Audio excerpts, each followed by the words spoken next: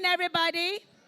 I'm sorry, we are starting right now, and we are going to start with the national anthem. Can we all rise on our feet for the national anthem?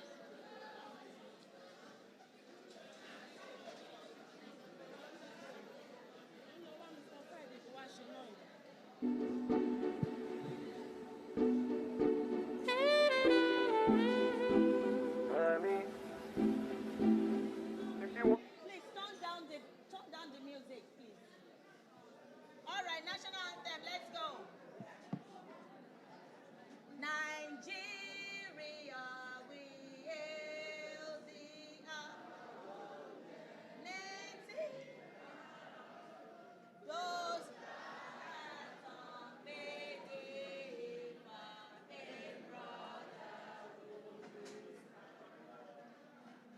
Nigeria's all our proud to serve our sovereign motherland. Our fashion that truth and justice reign.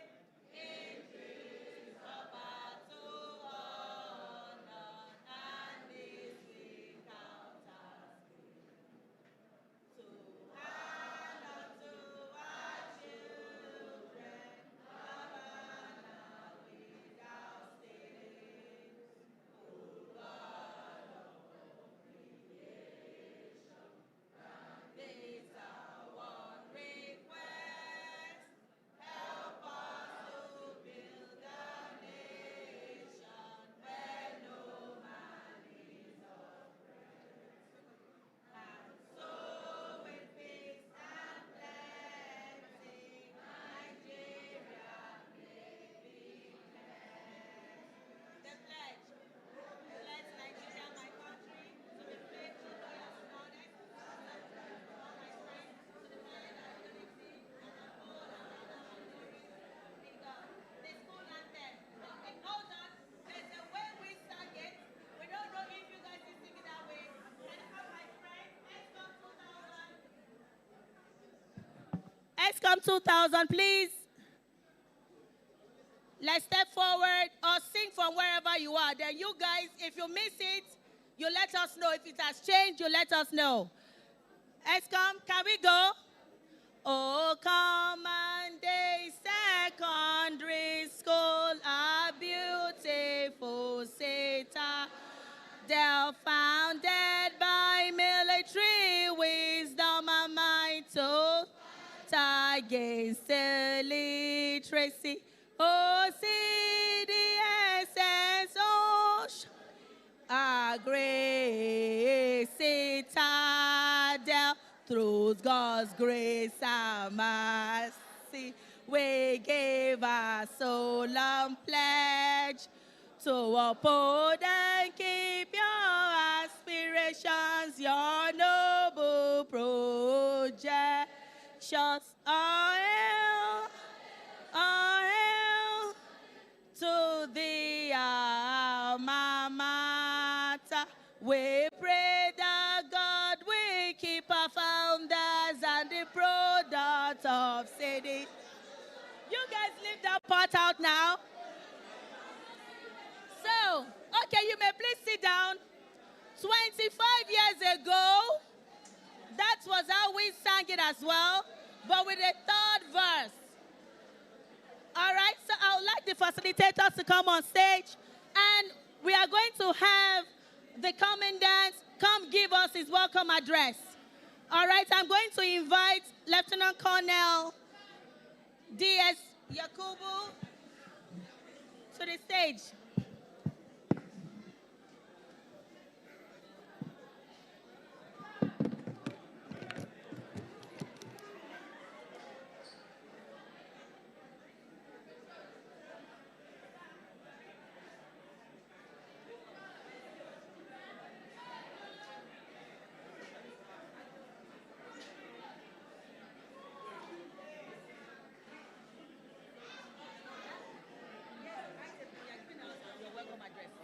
Do I need to move this forward?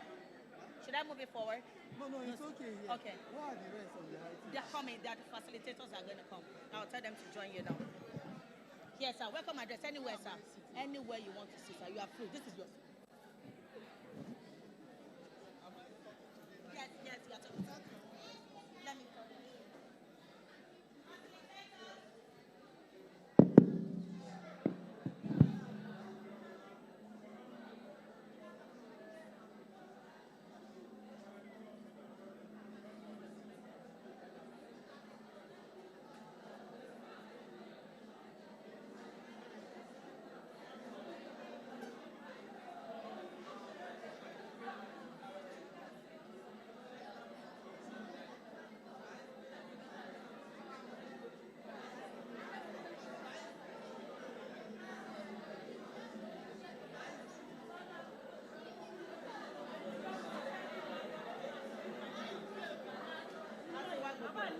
Àti wá gbogbo ẹ̀. I need them, but on the joke, what's there already?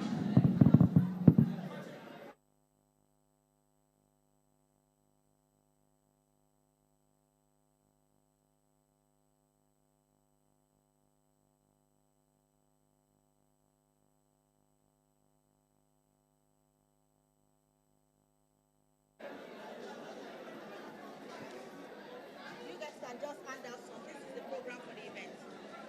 The program, just hand out a few. And then give some of our friends too.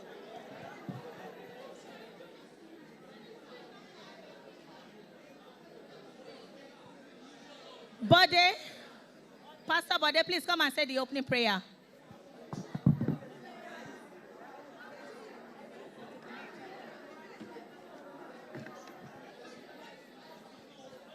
Praise the Lord. Shall we be upstanding, everybody, as we take the prayer? Father, in Jesus' name, King of glory, we especially thank you for a day like this. Thank you for what you have done in our lives. Thank you for what you are doing presently. Accept our thanksgiving in Jesus' name. In any area we have sinned against you, Father, we pray for mercy. Have mercy on us in Jesus' name. We declare the program open in the name of God the Father, Son, and the Holy Spirit. And the people of God will say, Amen. Thank you so much. Is one of us, is a pastor. All right. To give the welcome address is the commandant of this wonderful institution, Lieutenant Colonel D.S. Yakobo.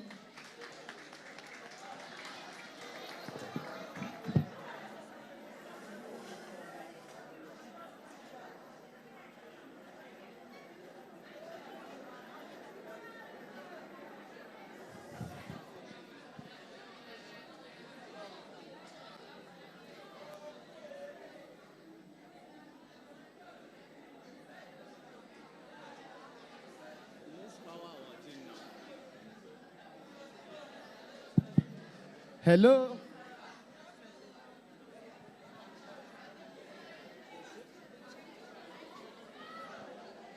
Hello.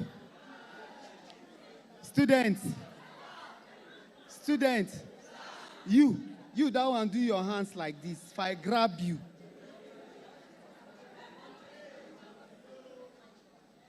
Hello? Students. Are we in a marketplace?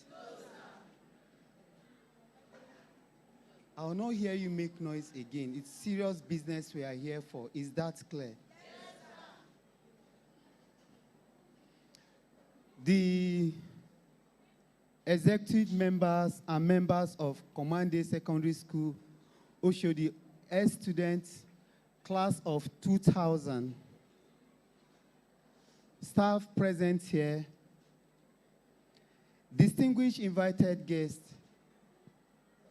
members of the press, members of Parent Teachers Association of this great school, ladies and gentlemen, good morning all. It is my pleasure this morning to give an opening address to this great and auspicious occasion, which is the celebration of the 25th year of Class 2000 from passing out from this school, and they continue to make giant strides and impact in all spheres of life in the society. We want to first and foremost thank God Almighty for the gift of life that has spared each and every one of us to this moment. And for those that have departed along the line, may the mercies of God continue to abide with them. 25 years is not a mean feat. It is a milestone that should be celebrated in every ramification. And Set 2000 is just doing that. We thank God for them and the impact they continue to make, especially in their alma mater. Recently, the Set renovated a part of the home economics lab. They chose that lab intentionally so that they can make each and every one of you independent by the time you leave this school. They were so intentional about it because out there, there's no job to go around for every one of us. As such, they felt that it's important. They fixed that place. You learn a craft, you learn some skills so that you can become independent and contribute positively to the society. Please, let's put our hands together for Class 2000 for that wonderful thing they've done. We as management and as a school, we are indeed grateful for that project you've carried out in this school. We do not take them or take it for granted. We are grateful on behalf of officers, soldiers, staff, and students. We say thank you very much. And to my dear students, it goes to show you, to buttress what I kept telling you on every assembly day, that you must imbibe what? Who can tell me that? Who can tell me that? I want a chorus answer. We must imbibe what? Say it again. You must imbibe maintenance culture.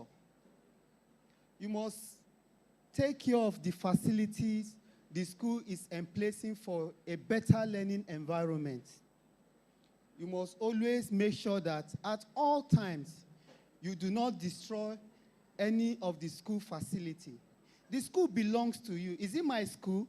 I'm only here to superintend on the school for some time. And after some time, I'll take my exit. But it's your school. It's your legacy. It's your heritage. Do you understand? So you must learn to take care of your facilities, the school facilities at all times. Do not destroy them. You must take care of them. And if you see anyone trying to destroy them, you report such person to the school authority. Do we understand? Those that left the school 25 years ago still deemed it fit to come back to give back to their alma mater. That's the kind of idea or thoughts you should be having at all times, how I can make impact in my alma mater. Do we understand? So take it, own your school. Excommandos Secondary School, Oshodi, is your school. So own it and continue to think how you can impact it positively. On this note, I want to once again thank the ESCO and members of Class 2000 for organizing this Career Day talk for you so that you can chart a path for yourself and for the project they've embarked upon in the school. On this note, I want to thank each and every one of you for your audience. God bless us all.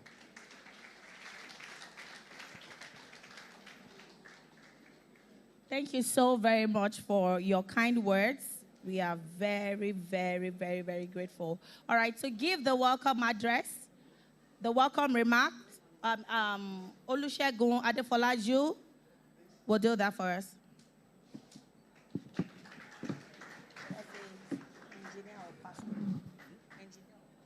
Engineer.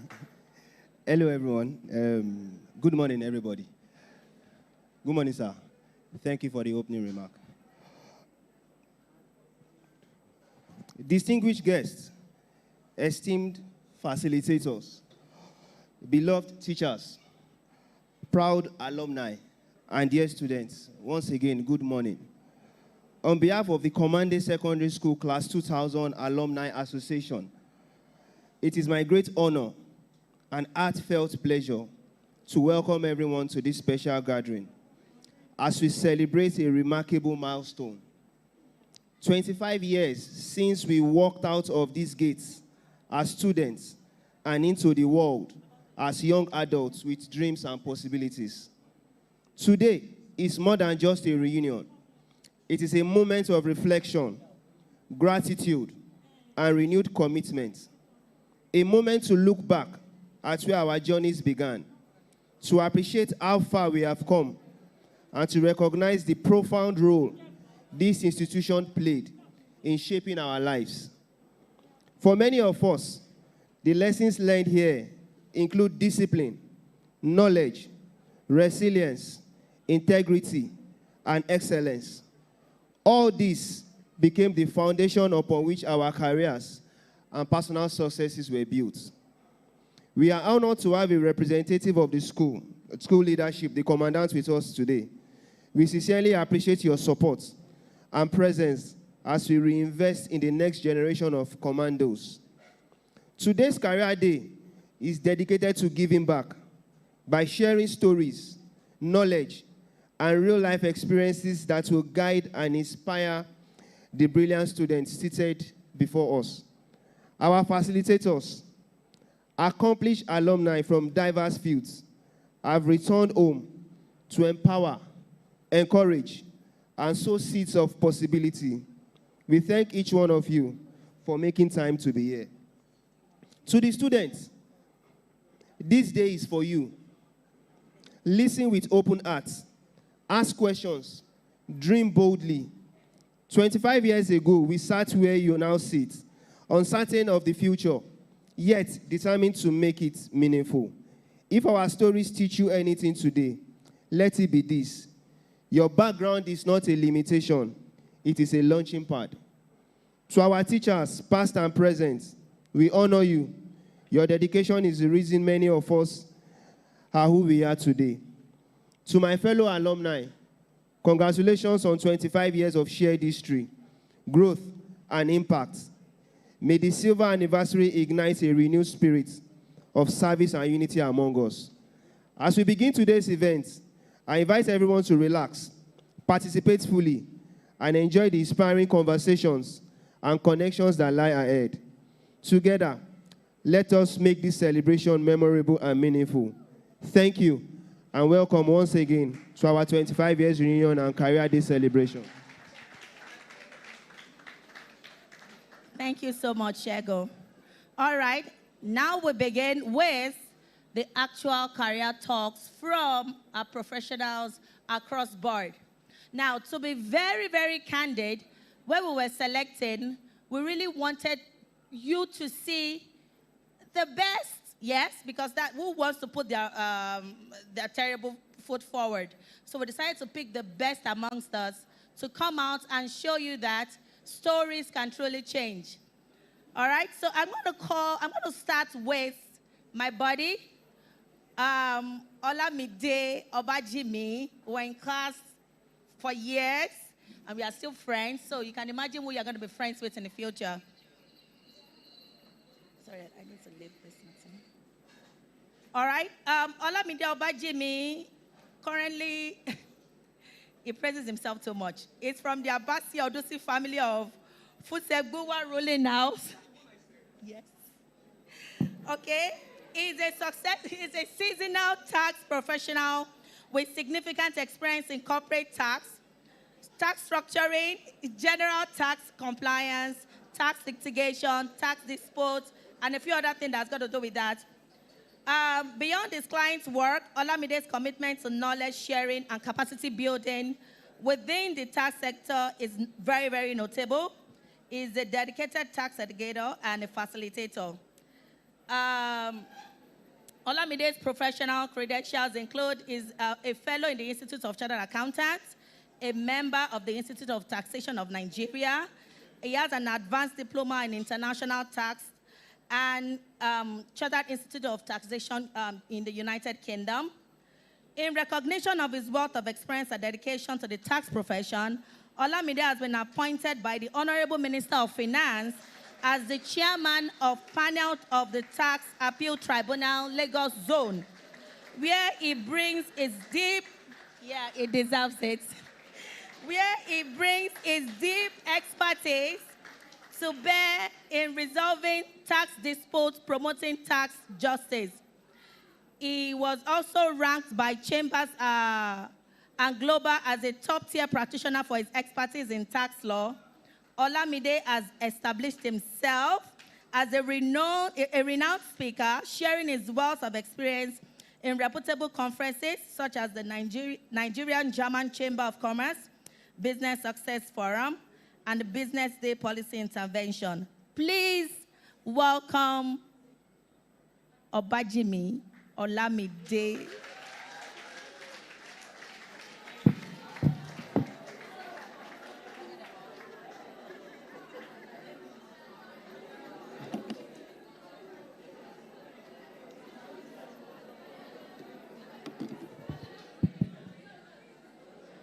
It's still morning. Good morning, everyone.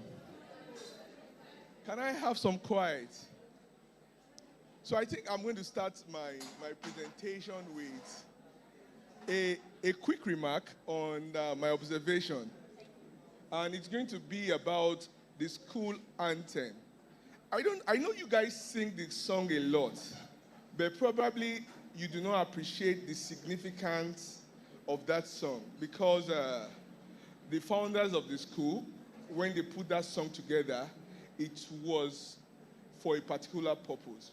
If you look at the first stanza of our school anthem, it talks about hailing our school. Oh, our school is a beautiful place, isn't it?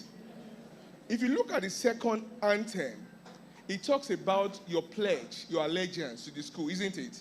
And that is why we are here today, to pay back to the school, because we have a deep sense of allegiance to the school. And the third part, someone told me you guys don't sing it again, and that is very, very unfair. And you know why? The third stanza of our school anthem, praise for the founders and the product of the school. So it means that if you stop singing it, nobody in this institution will pray for you again. And if you look, I don't know if you know that stanza of the song. We forever be grateful to God, the giver of all good things.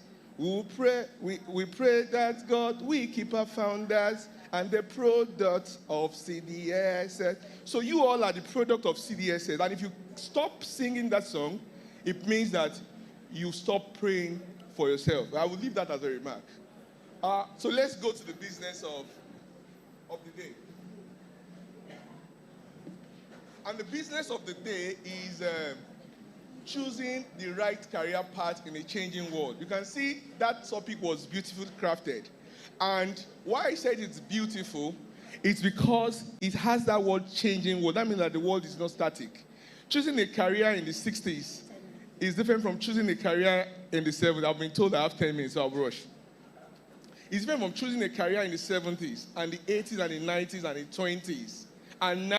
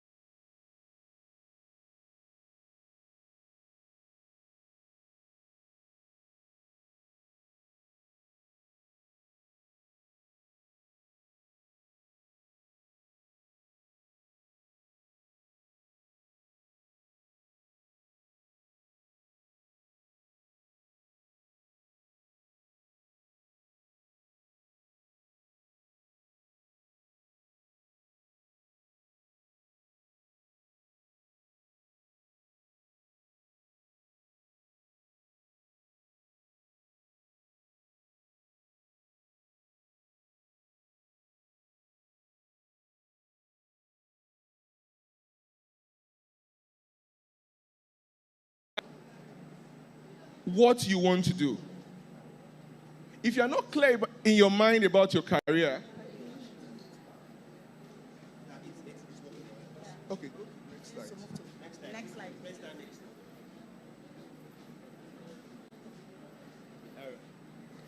Just move to the next slide. Yeah. Okay. Okay. Arrow. Okay.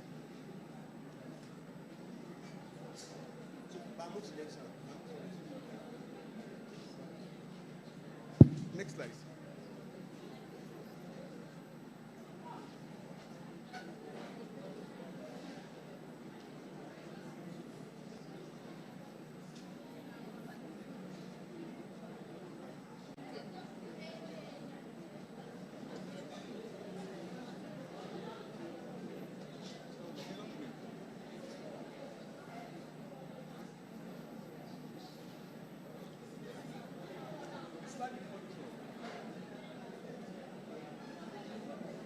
Okay. Can we have some quiet, please? Hello? Can we keep quiet? Thank you. Now, if you look at my slide, I talk about the hours you spend as an employee or as a full-time employer in your chosen profession. About 2,080 hours per year. And by the time you are 60, if you start work at 23 years old, you will have spent 97 hours working in your lifetime. Now, do you want to do something that you are not interested in? Something that bores you, something that is not interesting to you? Something that does not give you a sense of achievement? If you do not want that, then you must choose your career. And most of us, when we are choosing career, we look at success. And it's important for us to determine what success means to you. Is success being a billionaire? Is success getting to the top of your career? Is success having a family life? Is success thinking about heaven? Maybe you want to be a pastor, you want to be thinking about the good things in heaven. Those are the things that will shape in what you want, in your career. And I'm going to give you 4 keys. Next slide, please. I'm going to give you 4 keys that you use in determining a career that perfectly fits you. And I call them the 4 A's of choosing the right career path. Now, the first one is awareness. And it just shows that people tend to go into a career that matches with their strengths. And it means that when you are choosing a career, choose a career that you are comfortable in. It's not about being a medical doctor or forcing you to be an accountant or forcing you to be an engineer. Some people will not enjoy being engineers. Some people might just enjoy cooking. And if that's your cooking, there's a path for you. We can see Hilda Bassi. She holds the title, in the World Guinness Book of Records at the moment. And it shows that she's been successful in that chosen career. We have people that are boxers. I don't say you should be boxing yourself. But it's a career. And in choosing that career, it must match with your strength. The next is acumen. You must learn to excel in whatever career that you choose. The next is application and adaptability. But I'm going to be looking at each of these A's. And each of these A's seriatim. The first one is self-awareness. And as I mentioned, be aware of your strengths, right? Be aware of your weakness. The next is societal awareness. What is the society saying? What part of the world do you reside in? What state of development is the world you are in at the present time? The societal awareness in 1960 is not the same as the societal awareness in 2025. Now, we are in the era of AI, we are in the era of automation, digital commerce, data analysis, and even us as employees or workers within this state of development. A lot of us are even scared that will we still be relevant now in this era of AI? And that is why you are choosing that career now, if we that are in employment are also societal aware, we are aware of our society, we are aware of the changing development, what more you that is just about to start your career? You must look at the society. You must look at what the state of the economy, the technological development, and the phase in which your country is to determine what career you intend choosing. And I'm sure a lot of us here, some of us want to be accountants, some of us want to be lawyers, some of us want to be engineers. In as much as you want those careers, you want to develop in that chosen career, you must also understand the fact that we're in the era of automation, we're in the era of internet, we're in the era of data analysis, cybersecurity, and as such, you must key that into whatever you do. The next slide, please. Next slide.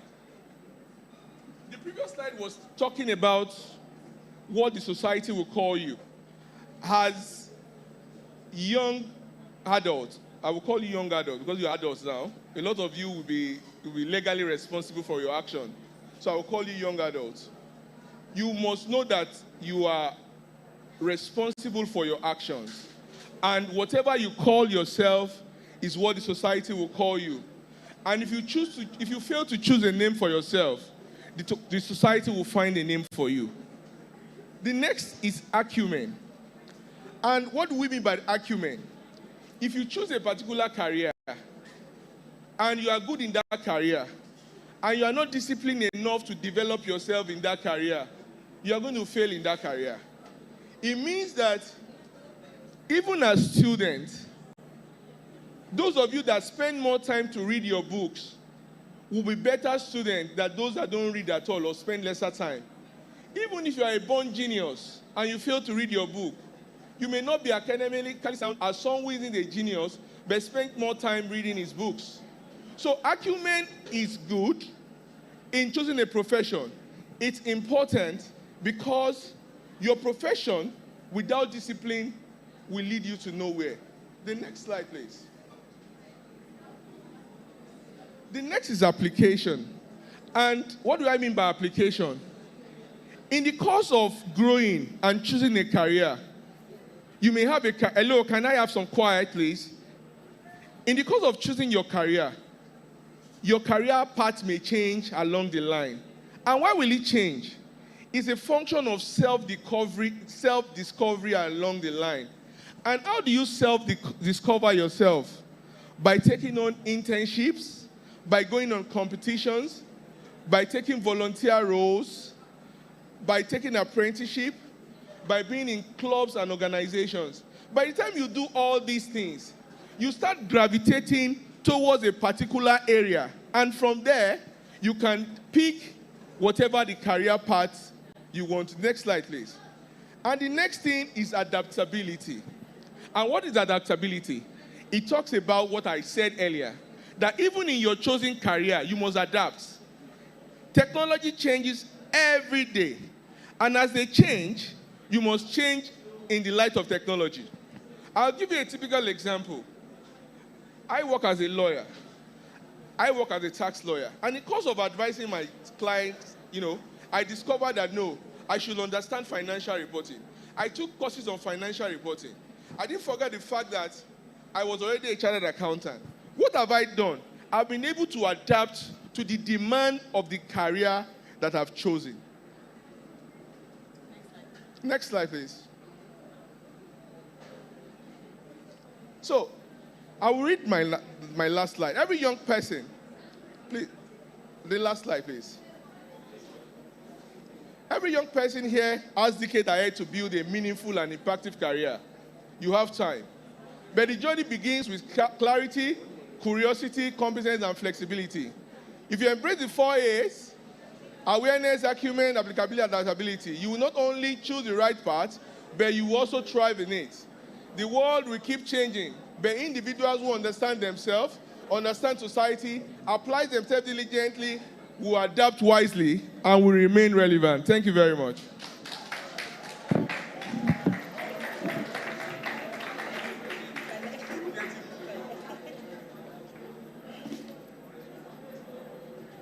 Thank you very much, Olamide Obajimi.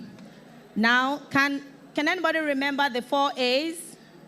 The first one is awareness. The second one is acumen. The third one is application. And the fourth one is...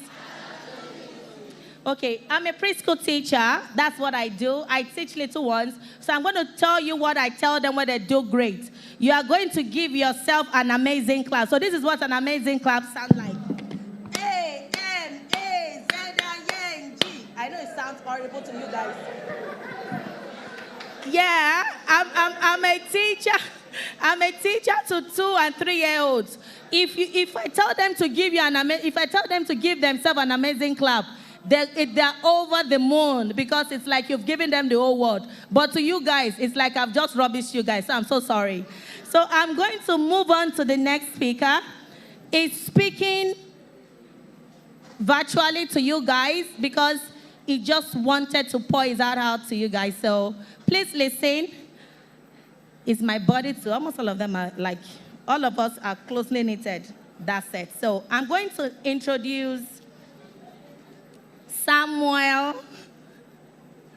Are you ready? Yeah, that's him. Can you see what he looks like? That was when we were in SS3 before YEG. His name is Samuel Anamoyeke Sweze. He's a seasoned engineer with over 18 years experience in the oil and gas industry. Yeah, I know you guys like money, I know. Hold on. Let me read out all of his accomplishments. He's a graduate of electrical and electronic engineering from the University of Benin. He has built a distinguished career at Total Energies, where he currently serves as Senior Well Production Optimization Engineer. Wait.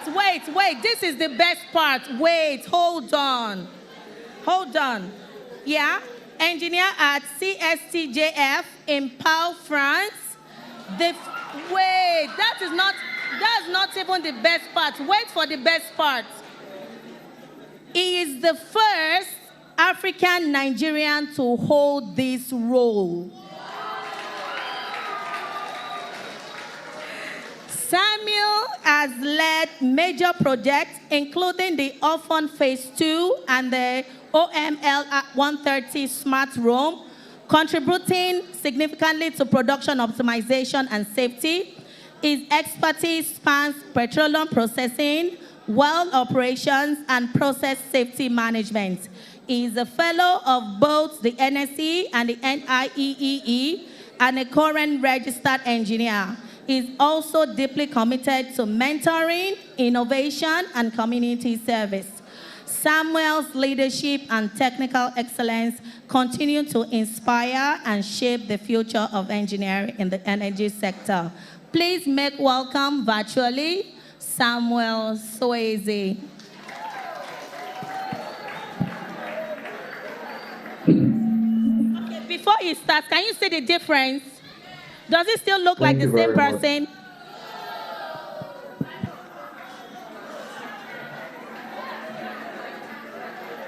Okay. All right. Thanks, everyone. Can you confirm you can, Polani, please confirm you can see and you can hear me? I can see you and I can hear you, and I'm sure everybody in this room can as well. Okay. What about the presentation? You could see the slide. Please clarify. Thumbs up for the slide as well.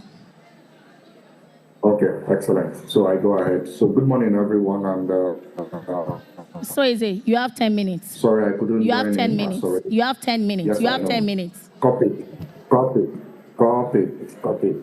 So thanks, everyone.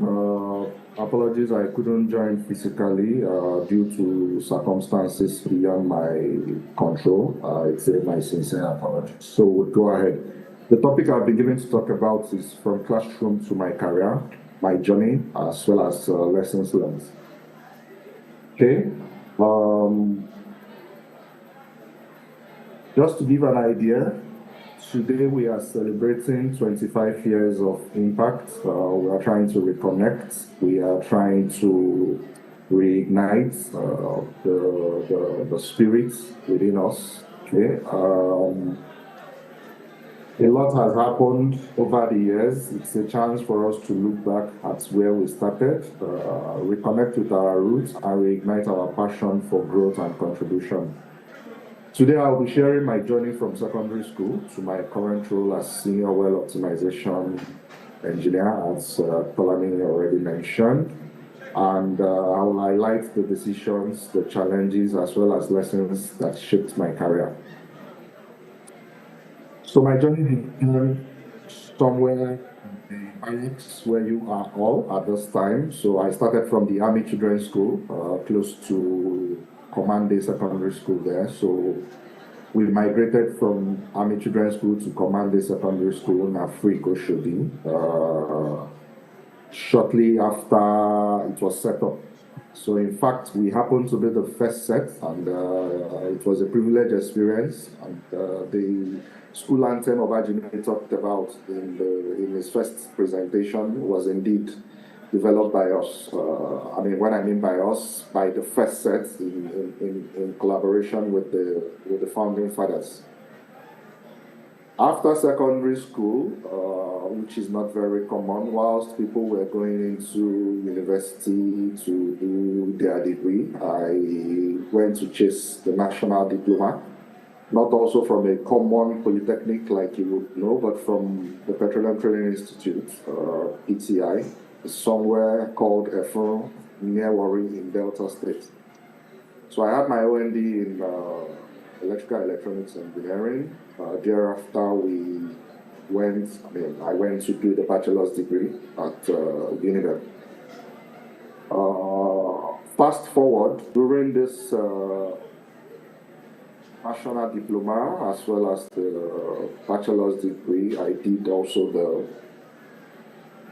internships in Warri Refinery and Petrochemical Company as well as Financial Oil Corporation. So this gave an opportunity for me to gain some kind of hands-on experience and I would say first exposure to oil and gas industry. One of my first major decisions was choosing engineering as a career path. One thing I would tell you today, indeed, the first speaker out how he has done accounting versus law. So I will tell you without missing what that engineering as a profession opens the path for you. I'm not trying to market it, but the point I will try to make is that you can have an engineer leading a financial firm, but you cannot have an accountant lead an engineering firm. It's kind of, it can be a misfit and it could be a little bit difficult. So with engineering, you can do a lot of things. So for me, I transitioned from trainee roles to being a full-time production operator first in Total Energies. Okay, so at the time it was called Elf Petroleum. Today it is called Total Energies. I guess you see the filling station around. But just bear in mind that the filling station is the downstream part while I work in the upstream part. So you would ask yourself, what is the difference between upstream and downstream? Upstream is where you are doing the crude oil exploration and production, while downstream is where you are doing marketing and shipping of the crude. So it's two different streams in the industry. So indeed, I gained experience. I've done quite a number of leadership positions. I have worked offshore, I've worked onshore. Today, I am currently working in France, as the MC already mentioned, or the moderator mentioned. So it's something interesting to me. I've had quite a number of international exposures as well, which is in different countries, just to mention but a few. What are the lessons learned? Today, for me, number one or the key one is perseverance. Perseverance in the sense that it's been an essential key or factor for me throughout this journey. So, worked in a demanding offshore environment, facing technical and operational challenges that required resilience. Continuous learning also was a key. I've pursued quite a number of certifications done by IFP. IFP is Institute of Petroleum France. Opito is also a certifying company for oil and gas in the world. So Opito is a petroleum industry training organization. Okay, so I have initiated quite a number of impactful projects also in my course of job. Okay, so this for me is our temp perseverance. So ability to overcome challenges when they show up. Next one is discipline. So in terms of discipline, discipline is the backbone of success in any field that you find yourself, whether in engineering, whether in accounting, whether in law. So in my own career, what was important for us was prioritizing safety. Prioritizing safety, prioritizing compliance, and operational excellence. So managing teams and ensuring high standard in production and safety. This, you would quite agree with me, requires a number of consistent efforts and attention to detail. So in building your career, in shaping your future, you need to bear in mind this strong fact. Next one is adaptability. So adaptability has been crucial also, especially in a dynamic industry like the oil and gas. I've worked in a multicultural, multidisciplinary teams across different countries. I've navigated career changes. I've navigated international assignments, which has taught me to embrace uncertainty and learn from different or diverse perspectives, as the case may be. My advice to you today as students, I encourage you to stay curious and committed to learning. It's very, very important. Education is not a scam, as some Potter would say. I strongly encourage you to stay focused, stay committed to your learning. Build the strong foundation that is being done today. Okay? They will serve you very well in your career. Be open to changes. Seize opportunity for growth. And hold it and embrace it very well. Even though it may seem challenging at the initial stage, seize opportunity, be open to changes, and I wish you all the best in your future. I pray that we all succeed for good in whatever we do. Thank you for listening. I don't know if there is any question or comment.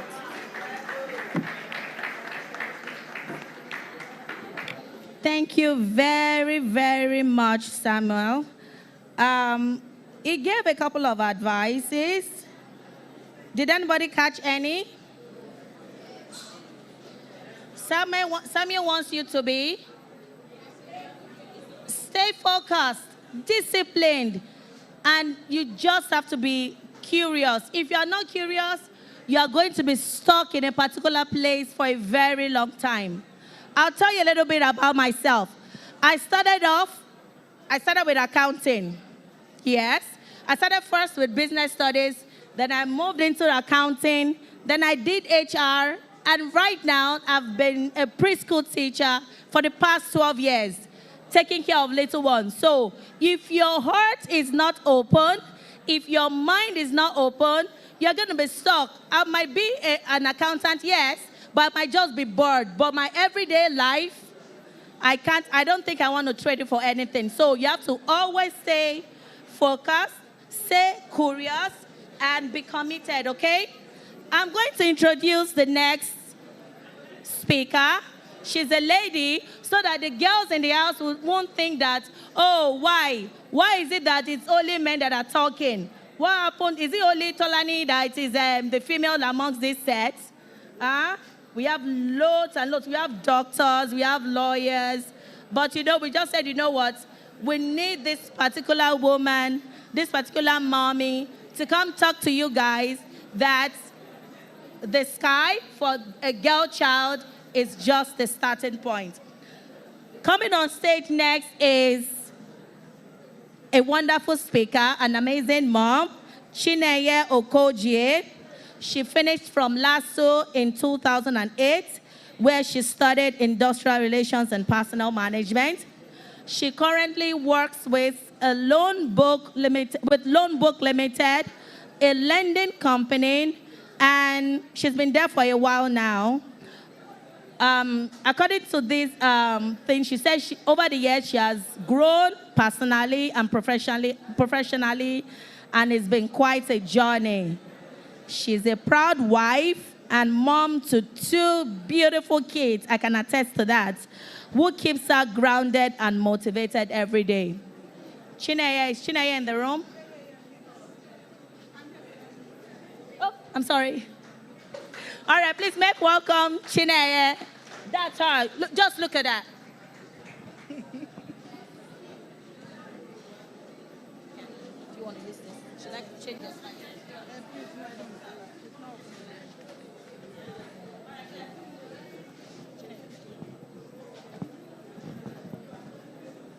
Okay, hi everybody. Good morning. My name is Chineye Okoje, and I work with Loanbook Limited. I work as an HR in Loanbook Limited as a human resource. And I'll be speaking on turning your passion into profession. Okay, so while I was in school, while I was in LASU, I think in my final year, even though I was studying industrial relations and personnel management, I also broke into learning hairdressing. And after some time, before I even went into human resource, I did have a salon for quite a bit.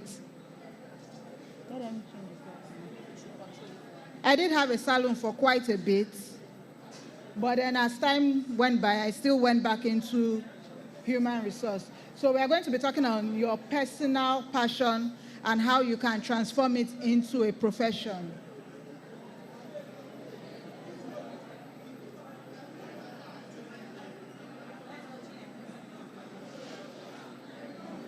Okay, so what is passion and why does it matter? Your passion this is something that you love doing. Please, can I have one house?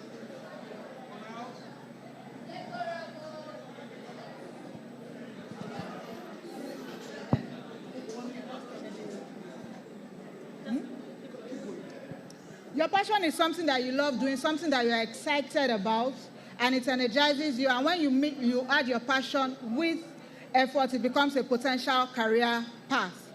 Now, what do we mean by that? Your passion can be your hobby. Maybe you like cooking. Maybe you enjoy knitting. Maybe you enjoy developing games or something. It's your passion. And when you try and build that your passion, it becomes a career path for you. You might not necessarily work with what you studied in school, but you use your passion to grow yourself gradually.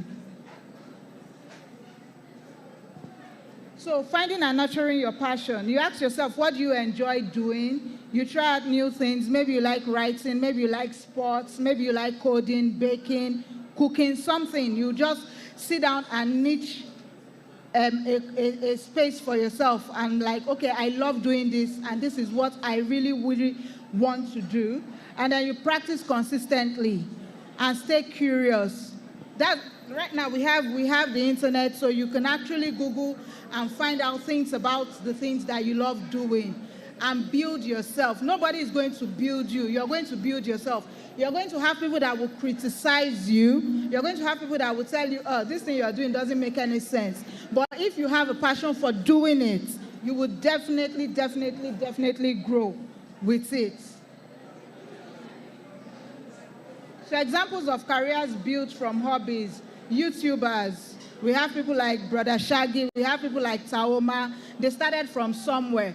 And before you could say Jack Robinson, they're already streaming and they're making money from it.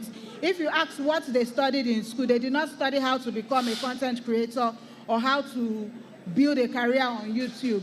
You have chefs, you have bakers, you have game developers, you have fashion designers like Vicky James, like Toyin Lawani, you have chefs like Hilda Bassi, and so on. So you carve a niche for yourself. You sit down, you really think, okay, this is what I'm good at, and this is what I want to do. You can try different things at the same time. You can try different things, and then you will definitely find pleasure in one particular thing that you love doing. And when you find pleasure in that particular thing, you carve a niche for yourself, and you build yourself on that particular thing. And trust me, it will take you places. It will take you places where you don't even expect to be. That's where it will take you to. And how to overcome doubts and discouragements. Not everybody is going to understand you. I said that earlier. Not everybody is going to believe in you. Not everybody is going to accept what you do. But if you're determined to build that thing for yourself, forget the noise around you. Sit down, focus, forget everything that everybody is saying, and do it. And at the end of the day, these people that did not believe in you would be the ones to even patronize you. They will be the ones to even sell your market for you. That's how life is. You stay focused on your goal. You have a mentor. You have somebody that is going to push you. Not just somebody not just a critic, not just somebody that is going to tell you, it doesn't work this way. You're going to have someone that actually is in that particular career that you want to do, that you want to build, and that person is going to push you and pull you through. And once you stay focused, that's the major thing, just staying focused on your goal. There's no hard and fast rule about it. I want to become a baker. You start from maybe using sand to bake cake at home. Before you know what's happening, you're able to use an oven. You train yourself. Maybe you go on YouTube. You see videos. Whatever you see on YouTube, you start to practice. Before you say, ho-ha, you're already doing it well. Most of these people did not go to school at the initial stage. They did not go to catering school. They did not go to fashion school. They just started from their home. From sitting down at home, taking a piece of paper and drawing a sketch that, okay, let me see if I draw this sketch, maybe this thing would. And then buying teru, calico, and cutting it and trying to stitch it together. And that's where they started from. Some of them did not until later on, after they had even built that career for themselves, they didn't go to those schools to train themselves. And then the final advice I have for you is do what makes you happy, do what keeps you alive, start small, start now. You're not too young to start. There is no age to starting life. You're not too young, you're not too old. So start now, start small, and then learn, grow, and stay inspired. Thank you very much.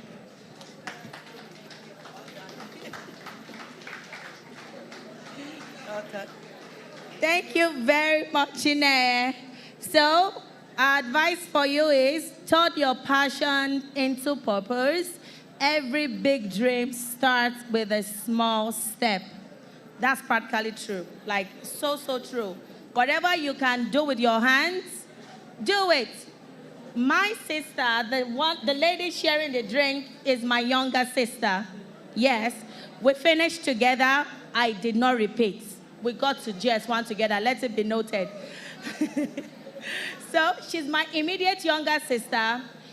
She's practically good with doing things with her hands. She has sewed beads before. As I am like this, let me speak your regular English. I have sewed jeans before. People owed me money. I ran away from the craft. I went into things, and I found out that, you know what? I think I want to do a white-collar job. I got bored, and I started teaching. So find something you like and stick with it. But I want you to remember something. Don't think because it's hard at first, and then you dump it. Sometimes you just have to crack it. If you crack it a little bit further, you then start to eat the softness, okay? Just try as much as possible. I hope today's talks from all of these facilitators, thinking back when we were younger, 25 years ago, we were just like you guys, dreaming. Like, I wanted to be a doctor. But the first day I saw a woman in labor, I was crying with her, and I made up my mind that, you know what, I can do this. I can. So you guys will have dreams. Yes, it's okay to have dreams. Try to pursue your dreams. Then do not forget your passion. Some people are doctors, but they have other things they do. They have businesses that are thriving. Please don't neglect your passions. The next person that is going to speak with us is an amazing speaker. If I say amazing, I mean it. I see her online, and every time I see the great work she's doing online, I have these goosebumps. You know, someone dealing and taking care of displaced children. That is heartwarming. Like, it's amazing when you live your life for other people. That's so amazing. Her name is, and to think that this particular person was our ride buddy when we're going home. The moment we walked to Charity bus stop, we are going to enter. Who knows Molue? Do you guys know Molue? You don't know Molue? Do you know BRT buses? Yes, the local BRT buses was what we used to use. We would chase after the Molue, enter it's a public transport, and then we'll get off at Sonya. So she used to call us. When we want to get there, we'll say, this is the tone at the time. Sonya, wow. So up till tomorrow, the older sister Tosin, when we talk, she will say, Sonya, wow, up till now. So it's 25 years after. These are the memories that you will remember. I'm telling you, you will remember the mean teachers.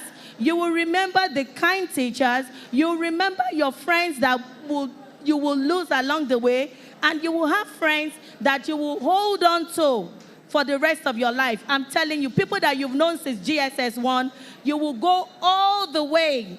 I'm 42, and I still have friends that I started with when I was just 9, 10, you know? So it's amazing. All right. Monisola Ayekuseyin Ni Agoro is a public health consultant. She's a social innovator, non-profit strategist, and humanitarian leader. She's passionate about transforming lives through education, empowerment, and community development. She is the founder and executive director of the Bethel Foundation, a non-profit organization providing free quality education, meals, and psychosocial support to over 400 internally displaced children in Nigeria.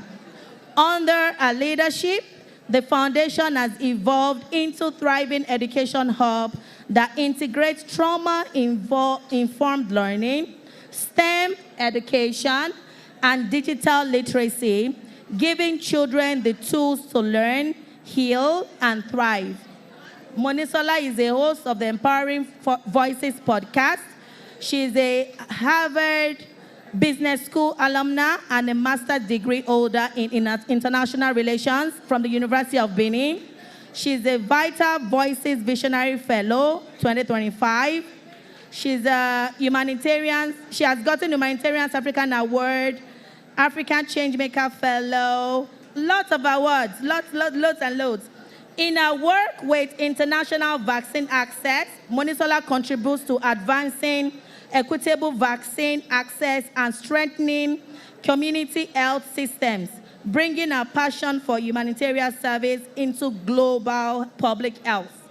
Our driving force is a simple yet powerful to empower lives, unlock dreams, and rebuild future. Please make welcome virtually Monisola Ayekuseyin.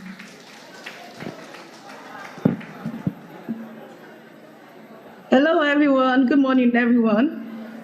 Tolani, can you confirm that you can hear me? Copy that. Can you hear me? We can hear you. Okay. Good morning, everyone. I'm so excited to be here today. It's an honor, and I'll be talking to us on building the life of impact. Monisola, excuse me, you have 10 minutes. And I want to encourage you. 10 minutes, 10 minutes. Can you hear me clearly? We can hear you, but I'm just telling you, you have 10 minutes. Yes, so I want to be as quick as possible. So I'll be talking on the topic, building a life of impact, turning passion into purpose-driven leadership. So I'll be adding my voice to that of my colleagues that have spoken, and I want to let you know that at the end of today, you're going to get the direction that you desire. I'll be starting from my journey from student to humanitarian leader. I understood from time that I wanted to leave everyone better than I met them. I always wanted to impact people around me, but then as a student, I had no clarity. I really didn't know where I was going to, but I knew I was going somewhere. But somehow the challenges of life pushed me to where I am today. I discovered that when we were the admission coming as we desired. And so we got into school, Olabisi Onabanjo University, myself and my elder sister. Like Tolani said, we finished together at the same time. And so we got into the university. And it was at that time when, ASU was constantly going on strike. And then there were 2 sets that were on ground that needed to get admission. And so we went into school, we did diploma. When we were about to transit from diploma to direct entry, there were already too much students that were supposed to go into direct entry. So they were just dashing us any course we wanted. And so I found myself in accounting and education. I really wanted to be an accountant, but I never wanted to be an educator. I said that challenges brought me to where I am today. And I'm excited that I took those challenges as a stepping stone to get to where I am today. I studied accounting education as my first degree in Olabisi Onabanjo University, and I discovered that it has pushed me to serving the over 100 internally displaced children that I serve, providing free elementary education, psychosocial support, and daily meals. Now, one of the things I want you to know that you must understand what is impact. Impact is who you become. Who becomes better because you showed up. A lot of children have become better because I showed up. A lot of children who felt they had no opportunity for the future, no opportunity for education, are becoming better on a daily basis because I showed up. We have over 48 pupils in secondary school that we have transited. We have about 25 in JS1 and about 30 or so in JSS2. This is because I chose up and I showed up. And I have come to let you know today that somebody's life can become impacted if you decide to show up. Leadership is not just having a title, say I am heading this position, I am leading this. It's about impact. It's about consistency. It's about courage. It's about doing those little intentional things, showing up and making sure someone is impacted. How do you discover your calling? You must pay attention to what breaks your heart. I always said this when I was growing up, even in secondary school. I said I would always love to leave others better than I met them. And I began to pay attention to the things that give me joy. Those things that someone can wake me up and I don't get discouraged. I can do it without getting tired. The things that I can do over and over again that brings joy to my heart. And if you must discover your calling, you must pay attention to what breaks your heart or ignites your calling. Identify your strengths, your natural abilities, and then what is your story? What is your pain? Those things are what helps you to discover your calling. Then I also want to talk about how volunteering helps you discover your dream. So I have a 14-year-old daughter. She's my first child. I discovered early in life that there were opportunities I wasn't exposed to because I didn't know the power of volunteering. My first international fellowship was at the age of 35. And unfortunately, at that age was when most fellowship opportunity closes, where you don't have to fund it yourself. And so I told myself I was going to expose my children on time. My daughter is just 14, even though she has finished secondary school.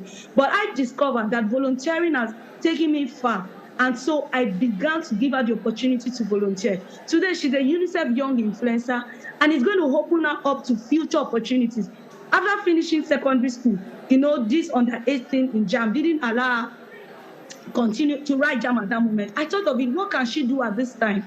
And then she began to volunteer with UNICEF. She began to intern with a media house. She's busy. I discovered that she's passionate about content creation, photography. She's doing it with excitement. If she eventually gets into school, she's going to be making a lot of indelible marks. So I want you to ask yourself, what is that thing that I can do now, that I can sell, that I can impact my community with? You don't need to be paid. It's something you should do. And make impact in future. Is going to open undeniable doors for you that you cannot imagine. Then ensure that you align your passion with your career. Whatever it is that you are doing must be aligned with your career. Like I said, I stumbled into accounting and education. Yes, but I aligned it with my career. And today I run a free elementary school for internally displaced children. It's important that you align whatever you're doing to your career so that your career aligns with the impact that you're making in the economy, in the society. And then using education, empathy, and innovation to transform communities. Like, when my bio was being read, it's not just about having a school and ensuring that people pay. Yes, it's good to make profit. But I told myself I want to empower lives, unlock dreams, and rebuild future. And I've innovated from, the normal school where people actually pay tuition fee to providing education to children who were victims of insurgency, children who were victims of the crisis we're experiencing in Nigeria, and I'm transforming my community. Because of my organization today, over 400 children out of school children have been taken back to the classroom. And I think it's a wonderful thing. I'm excited about that, and I'm excited about the impact that we're making in my organization. And so I will also talk about what young people can start doing now. You don't need to wait till you have all of the resources. I started, volunteering, and in the place of volunteering, I discovered my passion, and I was able to start up my organization. My daughter also started from volunteering. Today, she's also a UNICEF Young Influencer, and she's making a lot of impact in the economy. She was the one who moderated the section for the World Children's Day here in FCT at the UN House in Abuja. She also had to do an interview on NTA on that World Children's Day with, representing every child in the world on behalf of Nigeria. That's because, she discovered the power of volunteering. What's my final charge? My final charge is this to you. Your passion is a clue.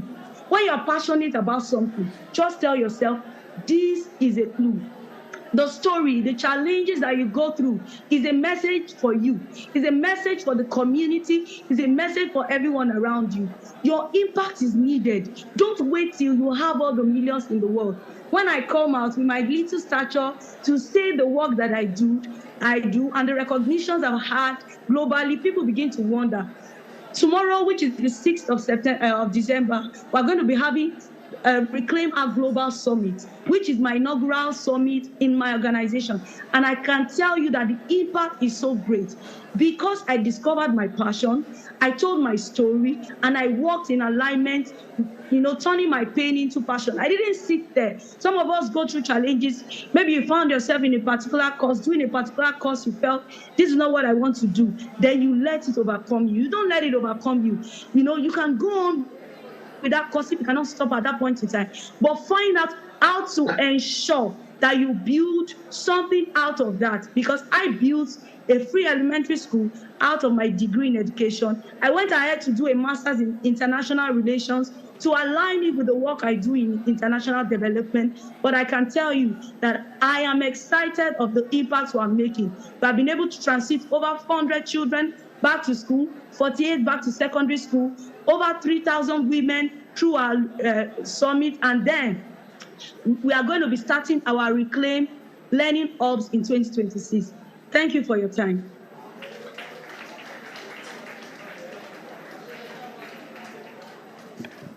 Thank you very much, Monisola. My takeaway from Monisola's message is that your impact is needed. Now imagine this room full of new ideas, full of bright ideas. You guys have, in my head, I'm seeing doctors, I'm seeing things, I'm seeing well engineers. Now imagine adding all of this volume into what we have right now. Don't you think Nigeria is going to be greater? You guys are going to spread your wings, and I'm certain that you guys are going to fly high by God's grace. This next speaker, I'm sorry, there are two more. Okay, so this is what we did. We picked across board. When we were in school, we had the science class, we had the commercial class, and then we have the arts class. I know you guys have tech, science, like it's been cut into 4 or 5 now. So we had to pick people from different fields. This person, his slides they're quite short. And the last person too, I'm sure is not going to waste your time, because we still need to go and show you some of the projects that we did for the physics lab and the home economics lab. And we'd like a few of you to come with us to see what we are going to present to you. So please sit tight. It won't take too long. Please. All right, so this next speaker is a result-driven sales and marketing manager with over 14 years experience in food and beverage industry. He specializes in developing and executing integrated sales and marketing campaigns that drive new product introduction and revenue growth. He has worked with Nokia. He has worked with a couple of other companies, and he has a strong background in new market penetration and product management. He is dedicated to using data-driven insight to create impactful strategies and foster strong client relationships. Gabriel holds a degree in psychology from the University of Jos and is passionate about staying ahead of the industry trends. He has field experience in various industries, having held management positions in Nokia, Nigerian breweries, and is currently working at Angel Brother. It's an international company. Please make welcome Gabby, Ede, Gabriel. Just look at him. Look at the size. Start with the size.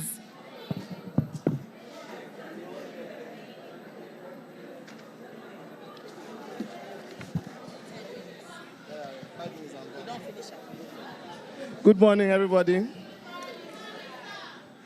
Nice to meet everybody here today.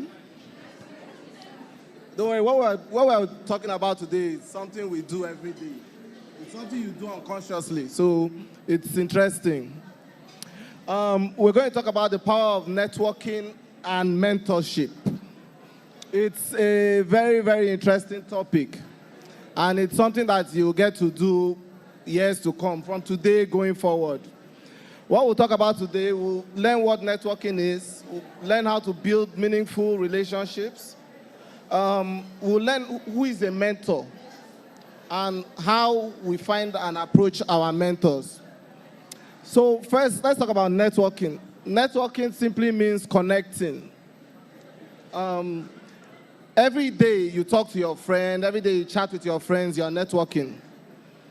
Every day you go on social media, on Facebook, Twitter, Instagram, you're networking. Simply put, you're connecting with other people. But the context at which we are going to be using networking is in the professional sense.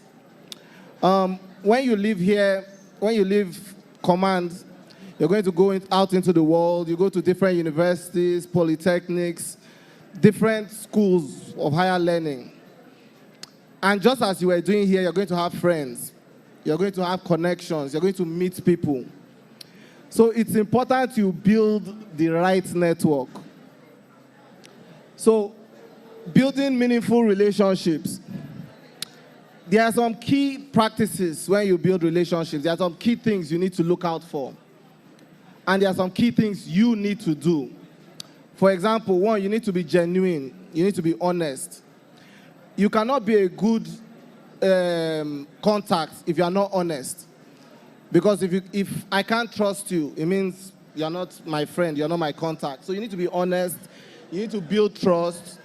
You need to honor commitments. What does that mean? If you say, I'll do this at so and so day, you try to keep to those words. And if you can't, you say it on time that, sorry, I can't meet up with so and so commitments. These things are very important. Not just professional, even in your private life, even in your friendships, your family life, it's very, very important. Then you need to take responsibility for your actions. It is very important. We talked about integrity. Then one very, very important aspect of networking is communication.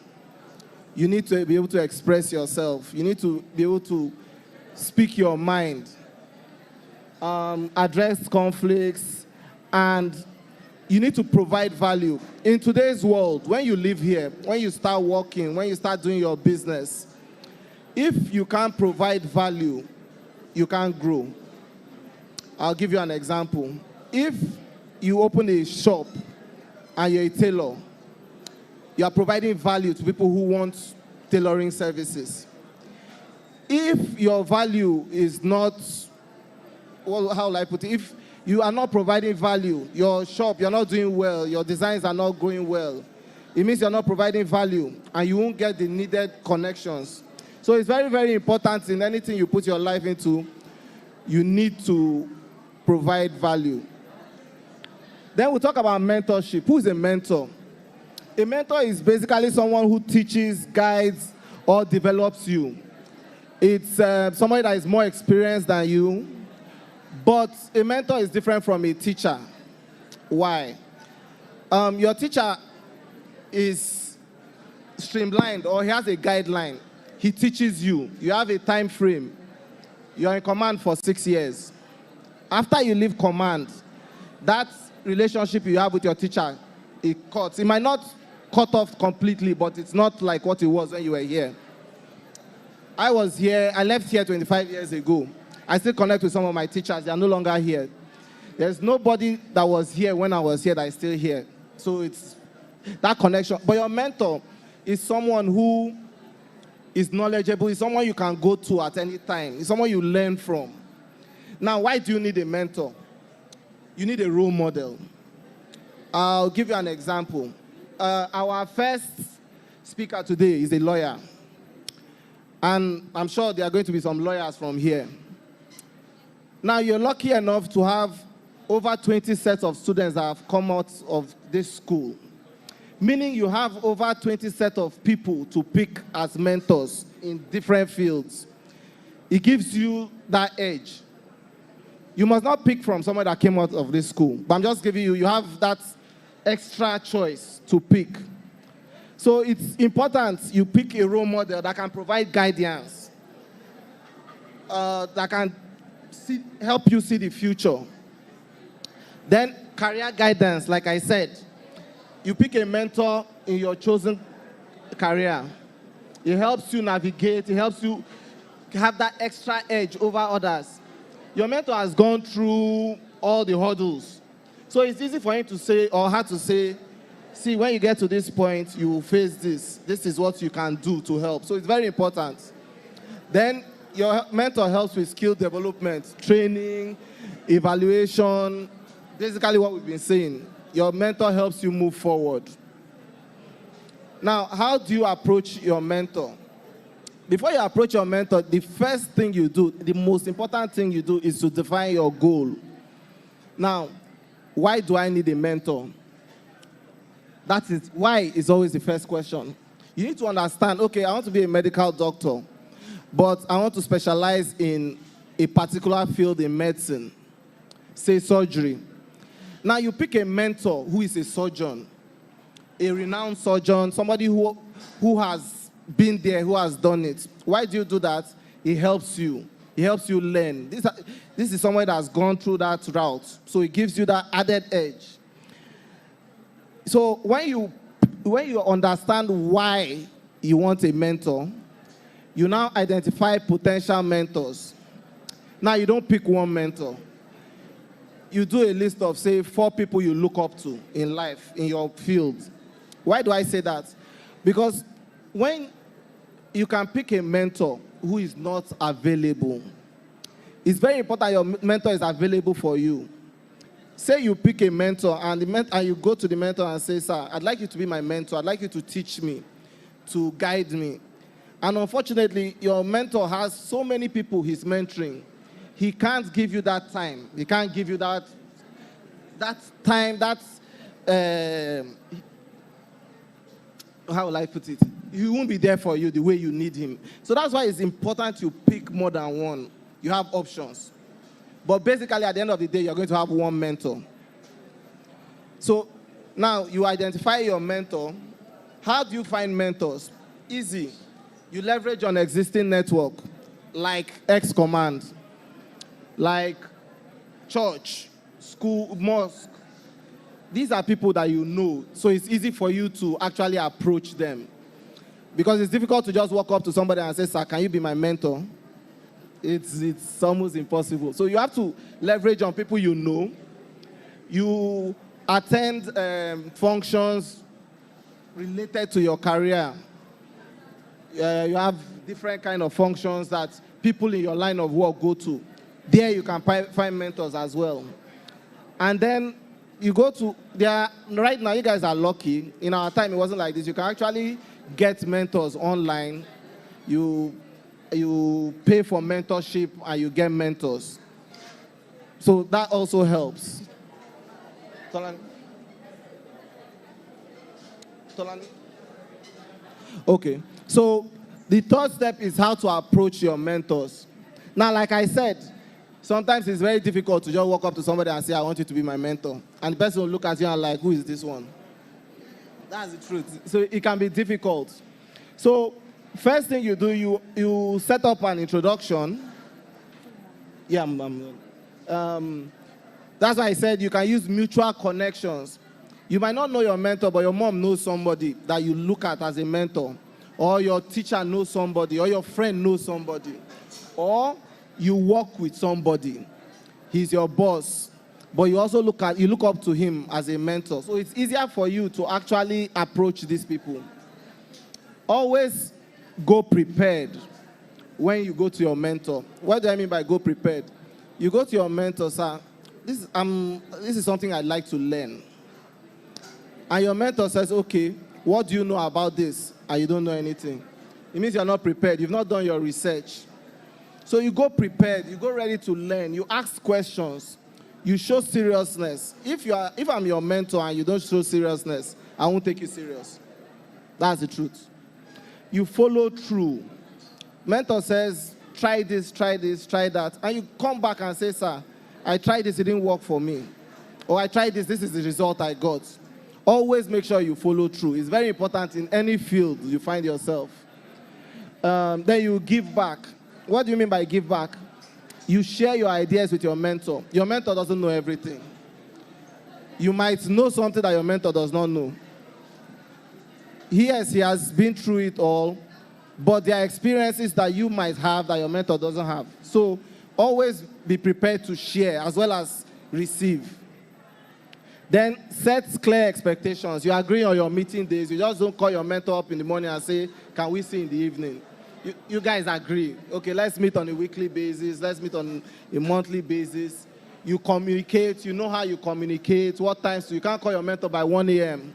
and say, sir, I'm thinking of something by 1 a.m. And your mentor's wife is saying, who is that one calling you by this time of the day? It doesn't really make sense. So you set expectations and you set goals. So the most important thing is you take the initiative. Demonstrate commitment in anything you do. You can foster a valuable mentorship that contributes significantly to your personal growth.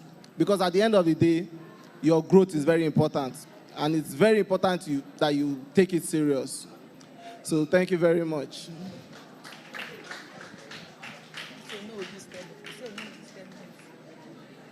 Thank you very much, Eda Gabriel. All right, this last speaker, let me introduce him to you. He's a sweet talker, but don't get carried away. Am I right or am I right? I am right, everly right. Okay, so I'm going to introduce Ambassador Sheriff Ayodele Oderinde. He's married and blessed with 2 lovely kids. He's the CEO of Eliza Empire Limited, a renewable energy company into production. Wait. You people should calm down. He's my friend. Into the production and distribution of solar panels, lithium batteries, and hybrid inverters. He's the ex-president of Logistics Divine Care Conglomerate Canada, a non-governmental organization into charitable works, patient care, skill acquisition, and philanthropist works. They're based in Canada. He's a vibrant, young. Are you young? Are you not in your 40s? You are not young. You're an old man. He's an old man. He's a vibrant, old entrepreneur and well-articulated marketer. Please make welcome Ambassador Sheriff Oderinde.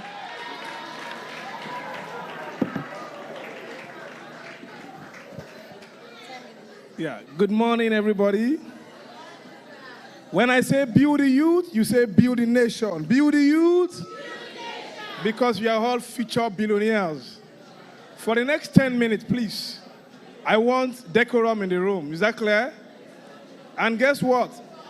There is a gift for students that are going to answer questions and get it right. So for the next 10 minutes, give me all attention. Build the youth. Correct. Build the youth. Today we'll be talking about how to become an entrepreneur at an early age.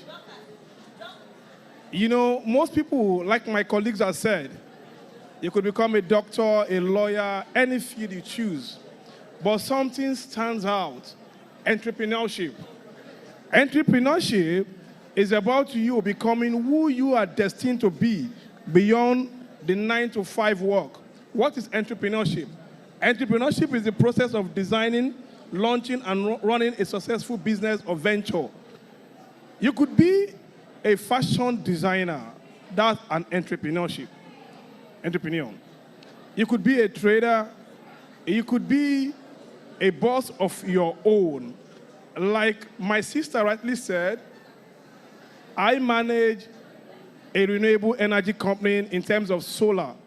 And as an entrepreneur, one of the key factors is that you must be thinking ahead, innovation. What could make me stand ahead and provide solution so that my pockets can always be rich with money? Like I said, welcome young future billionaires. Like the slide now, the second slide.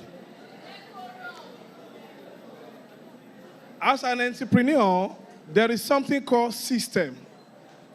And you must be able to understand system. What is system? System means save yourself time, energy, money.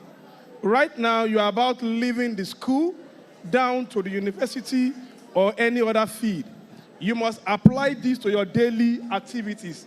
Save yourself time, energy, money. While you are in the university studying your course, you must be able to identify what you want to do after the university.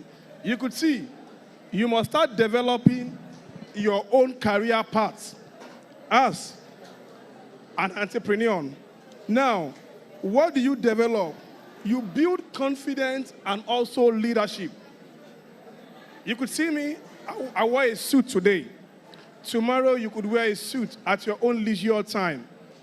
Every profession is designed to excel, but as an entrepreneur, there are things that you do confidently, you build your own. For you to become a successful entrepreneurship, you must start creating and innovating ideas that are different. I'm going to share something for you right now. It's called idea. It is not in the slide. That is where my text will come in. What is idea? Idea simply means instruction, demonstration, exposure, accountability. That's idea. By the end of the section, I will tell you how to enhance your idea. Ideas: instruction, demonstration, exposure, accountability. Now, there are young examples of great entrepreneurs that their ideas have turned into reality today. The likes of Mark Zuckerberg. We all know him, the Facebook guy. Bill Gates. We know him, the Microsoft. These are amazing young entrepreneurs that has become an excellent force to reckon with. We also have Steve Jobs. All of us use Apple, or either our brothers or sisters use Apple for that. That's Steve Jobs. And in Nigeria, we have successful entrepreneurs like myself, Ambassador Ayo or Derinde. We have the likes of my friend is into the construction company, Olawale, also, and Omogoye, Olayinka. Like we said, as an entrepreneur, it's easier to say, I want to become a CEO, but there are challenges that you face when you are becoming a CEO.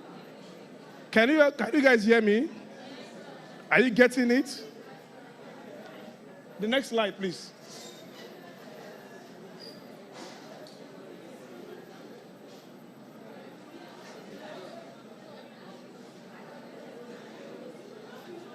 The next slide, 6.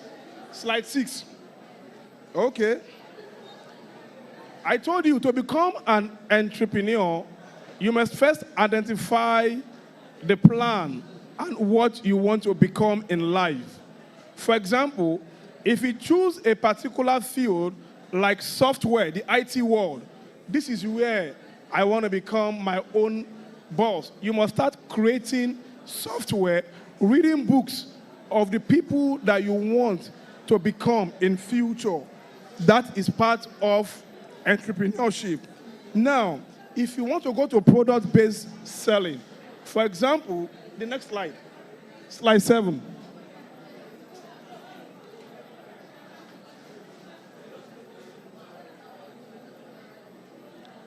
Like slide 7, I want you guys to get the information that is, no, slide 8 now, slide 8. Yes, like I was saying, if you want to become an entrepreneur in product-based business, commerce, and manufacturing, we all know the likes of Jumia and Konga, where they do drop shipping. These are the people that develop their own e-commerce brand. Also, you could have an NGO. You want to be in the public health sector, you want to help people, you want to give back to the society. One of the products of this school that you're enjoying today, after 25 years, before now, we've been coming to this school to drop and give back to the students. The reason is that by the time you leave this school right now, you should have it at the back of your mind that you also will come back and increase. Maybe in your own era, you won't have this fund. You will come together as your set and say, oh, let's give them air condition in this school. You could look at the ground and say, I don't like the sandy soil. Let me give them a tuft of a green grass. This is giving back to the society. And you can always do this because you have funds in your pocket to do that. In summary, slide 10. Slide 10. No, slide 9. Yeah. Like I said, there are means of you becoming a successful entrepreneurship. Look at it. Identifying your target market. You want to do anything or become anything in life. The first thing is, who and who am I going to sell my product to? Who and who is going to buy what I'm selling? The idea that I told you about, instruction, exposure, accountability, then how can I announce it? Then you create a unique value proposition. Beyond you having an idea, beyond you knowing who to sell to, you must also create a unique value proposition. Then you develop a marketing strategy. I have a product I want to sell. How do I sell it? How do I make profit from it? Then you have to build a business team. A business team is a collection of people that's going to help you push whatever ideas that you have and take it to the market, and then it comes back as profit for you. Then you can now measure optimum performance. Like the last slide now, like I said, summary. Starting a business early can be challenging. Like I told you, finances can be the hindrance, but it can also be rewarding and life-changing. You want to own a private jet. You want to fly all around the world. You want to go and watch polo, Formula One, anyone. It's all about entrepreneur, but it's also a lovely experience when you are financially buoyant to do so. Call to action. Take the first step toward turning your ideas into reality. Remember, focus on your focus. As you are leaving this school right now, you are going to different spaces of life, to the university, polytechnics. Some will be a footballer or a different kind of athlete. Then you have to focus on your focus. Soon you will be the focus. Like my caption said, if you don't build your dream, somebody else will hire you to build theirs. So it's better you start early and start asking yourself, how will I shape my destiny as an entrepreneur? Like I said, idea. Who can tell me what idea is all about? What idea?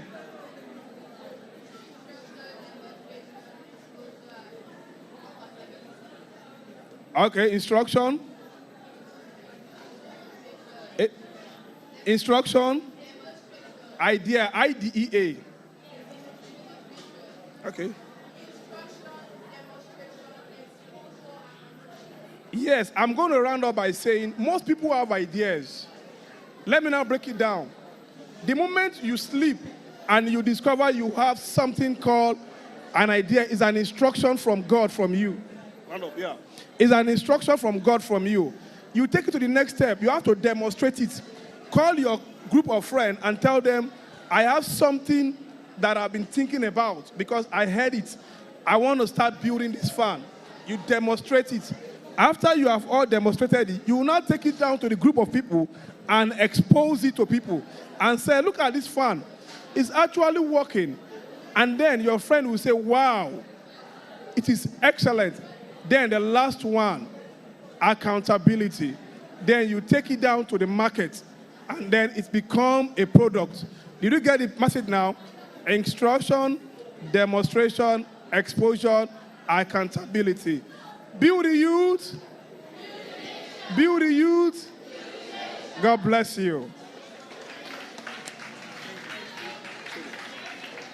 Thank you very much, Ambassador Sheriff Oderide. All right. We are done, but we are in the questions and answers part of our career talk. I'm going to invite all of my friends. I see them at the back dealing with meat pie and sausage roll. Can we all come to the front, please? The kids have questions for you guys. Please, Tolu, Moturayo, Nafisat, everybody, Akim, I see you. Please come forward, please. Thank you very much.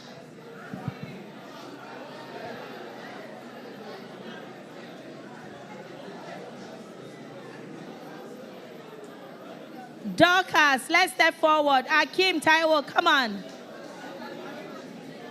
Bode, Nosa, I see you.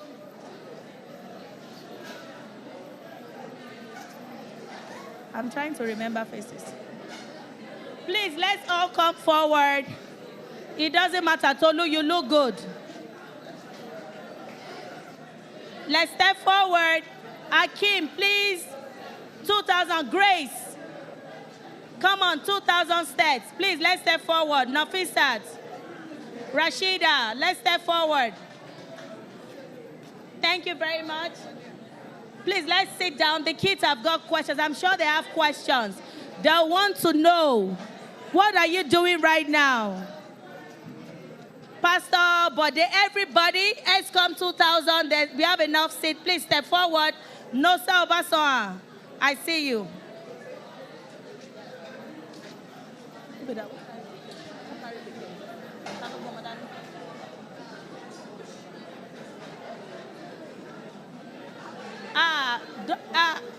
Oh my goodness. Yeah. Oh, okay. These are a few of our friends, okay? Different professions, and they are all thriving in what they are doing. This is the first phase of what we intend to do for our 25th anniversary, is to host a career talk. This guy, we used to fight a lot. Okay, so this is, how many people will I help? Okay, this is the first phase of what we intend to do for our 25th anniversary. Coming to talk to you guys. On the 13th, we're going to be playing football. I am playing number 7. We are using the Nafrik field. On the 13th, I'll be wearing my bikini at Wave Beach. And on the 20th is our gala night. Maybe, if you guys are pretty nice to us, we'll invite a few of you. We don't know yet. But, all right, so these are, oh my God. Okay, so these are some of our friends, and each person, they're going to tell you their names and what they do. They'll be seated for a few minutes, and then you can throw your questions. All right? Okay. Hello. My name is Nosa Obasoa. So I'm into production. I produce drinks, juices. Just looking at you all makes me smile because it takes me back here 2000. It's good to see you all. Thank you.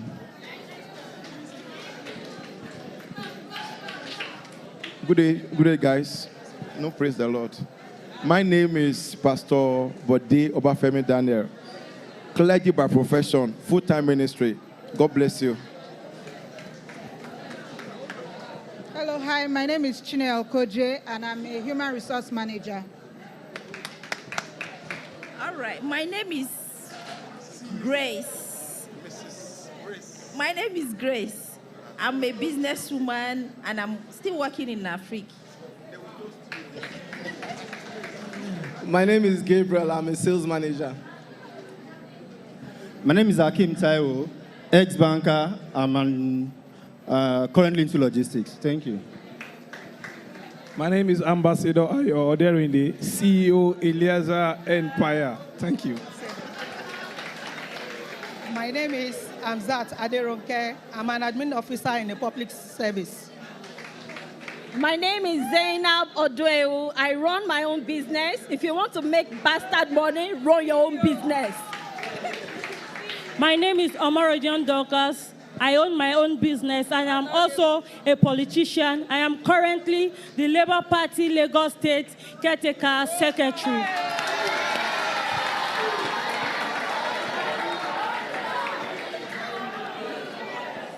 Good afternoon, boys and girls. I am Tolokpade Dayo. I'm a teacher. I'm also a baker. Good afternoon, everyone. Good afternoon, everyone.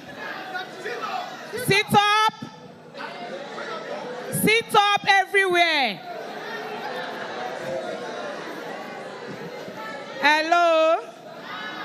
My name is Master Warrant Officer Akintayo Rashidat Kikelomo Omotola Aduke. I'm a member of the Nigerian Air Force, 72 regular corps. Good day, everyone. My name is Owosheni Hamed. I'm engineering in electrical department. Good day, everyone. My name is Owosheni Ahmed, electrical engineer. And come on, my buddy. No, just to tell them what to do. I just introduction. I should just introduce myself. Okay, yeah. My name is Olusegun Adefolaju. Yeah, right. They called me Shege Bensi back then in school, yeah. So I'm an engineer. I studied electronics and computer engineering in school. So for now, I'm a pre-sales and solutions architect in one of the top-tier companies in Nigeria called Layer 3. They have an office in Abuja and Lagos, so that's what I do. So basically, I'm a solutions architect. I talk about solutions as regards anything you are looking at. Is it about cloud, security, infrastructure, internet connectivity? That's what I do. I design solutions for people. Thank you. And I am Tolani Oduewu. I'm a preschool teacher. That's basically what I do. All right, thank you, everybody. Honorable Dr. Samarodion, do you have your questions? Please sit down. Sit down, friends. Sit down. Sit down. They have questions for you. They want to know what you have been through, how life has been treating you, right? Do we have any questions? No question. If you have a question, can I see your hand up?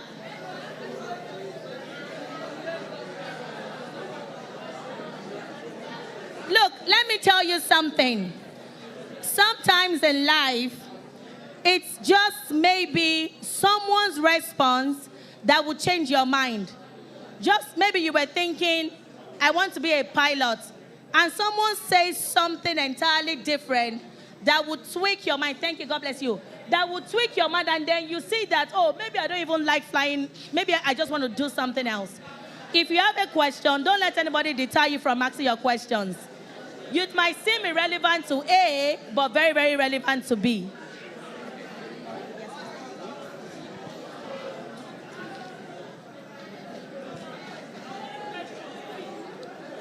Let them ask. My question is, does it matter if you consider the state of your country in choosing your career? The state of your country before choosing a career?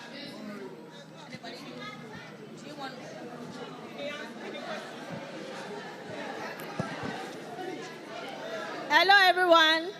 So for me, for example, I had my BSc in microbiology. But one thing is, in Nigeria, we don't have a lot of industries to employ all science graduates. So you can follow your passion when it comes to having an education, but when it comes to getting your job, you need to also be realistic. Do you understand? So when you look at your country, for example, I say it often that commercial students are very lucky. Almost all establishments have an admin role. They have an accounting role. So you see them, there are more job offerings for commercial and arts students. Science students are more restricted. So for you to actually be fantastic, you have to be top tier. You have to look at the country very well before you choose your course. And even when you come out from an odd course, you have to go against all odds. Do you understand?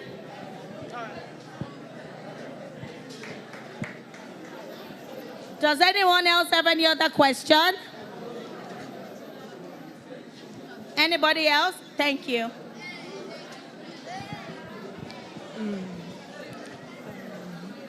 Guys, let's listen.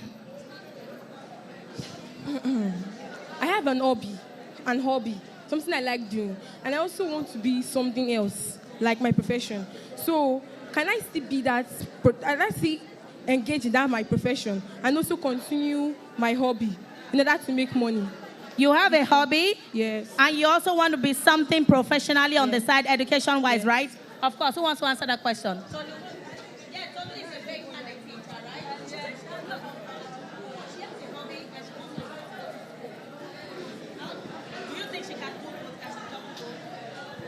Okay, hello, your question is, you have a hobby and you intend to what? You intend to do something. Okay, let me tell you this.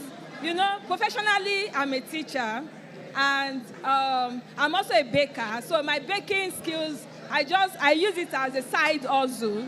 You get me? So you can be in the formal world, as in you can be in the professional world and also have something by your side to do, okay? So that your hobby, you need to develop your skills in it. And you can still go to school as well. Because honestly, I read food science and technology in school. And now I'm teaching and I'm also baking. You can see I'm doing two things at a time. Do you get me? Yeah. Okay. Hello, everyone. I actually studied computer science in school, but presently I'm a politician.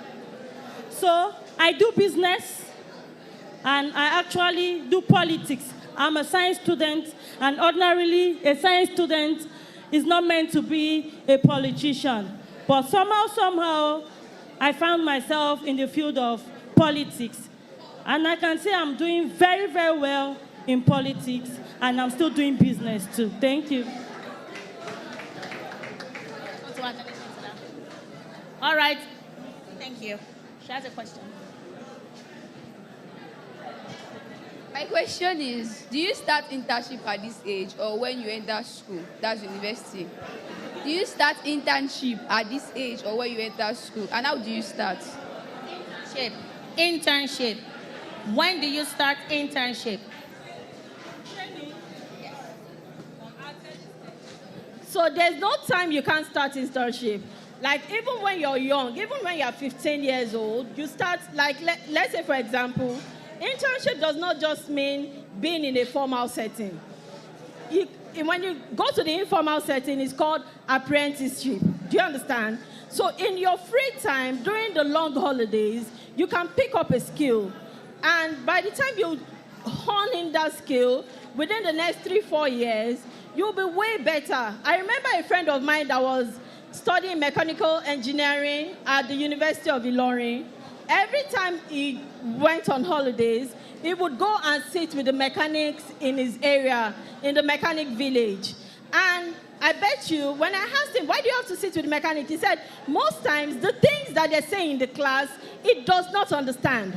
But when he goes to those workshops, it's easier for him to see what he learns in school. So he goes back to school and he applies it. And he graduated very, very well because he had that extra hours of practice. So internship can start at any time. Whatever it is you put your mind to do. If you want to become probably, let's say, a baker, you may want to look at a bakery around you and offer your services. They don't need to pay you, and you don't need to pay. But the little hours that you spend with them, you get to know stuff. If you're learning how to sew, you can go around you. If you're a guy, you can learn barbing. Like you go to university and you can use those things as extra source of income. And now, let me tell you, there is no profession that is cheap. Even a plumber, even a barber.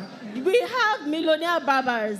We have, yes, cobblers, millionaire carpenters. It depends on how you apply your own business, how you build your business. So if you can, take any skill that you have and run with it. The fact is, there are a lot of you in SST right now. All of you will not be in an office. Some of you will own your own businesses.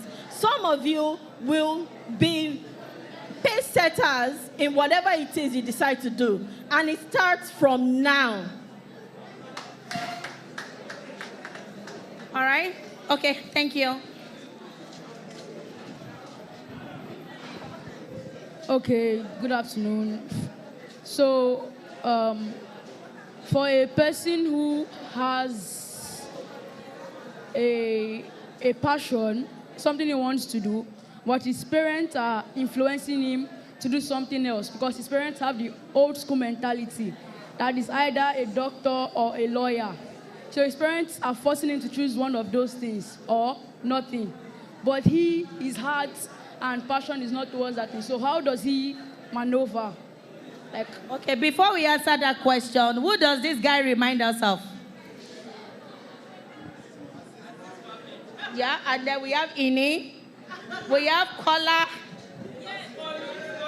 All right, okay, back to your question, my love. So you have your dreams, you have your aspirations, and your parents have dreams too, my love. I have dreams for my children. I have 2 children, a boy and a girl. It took me a long while before they came. But in my head, I see a pilot and I see a doctor. The one that I want her to be a pilot constantly tells me, Mommy, I want to sing. The one that I'm thinking is going to be a doctor wants to fight Taekwondo. So we have dreams for you guys. And it's not because of anything. It's because we are simply projecting our own dreams on you. But as much as your dreams are valid, be rest assured that it is not coming from a place it's coming from a place of love. Now, somebody in the house is going to answer your question. Anybody? Hello.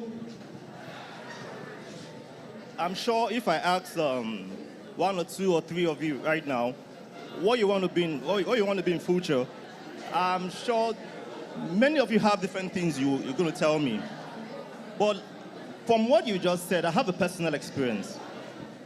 Most times, the young ones, 50% of you all, 50% might not know what you want to do right now. But as you grow up and as you move on in life, you begin to discover yourself. Based on what he said just now, I have a friend, she has a son, And the son wants to go into music. Believe me, I know music. I'm not a professional, but I know music. And I know that boy doesn't have any talent in music. So, but he doesn't know it. So sometimes you have it like that. He doesn't know it. So it took us time. We actually pushed him into music for him to actually discover that that music is not for him. That's for that. Then also, I wanted to share this story with you guys. Some of you might pick one or two things from it. I have a relative staying with me. After secondary school, all his friends were going into university and everything. I discovered something about him. He's very good with his hands.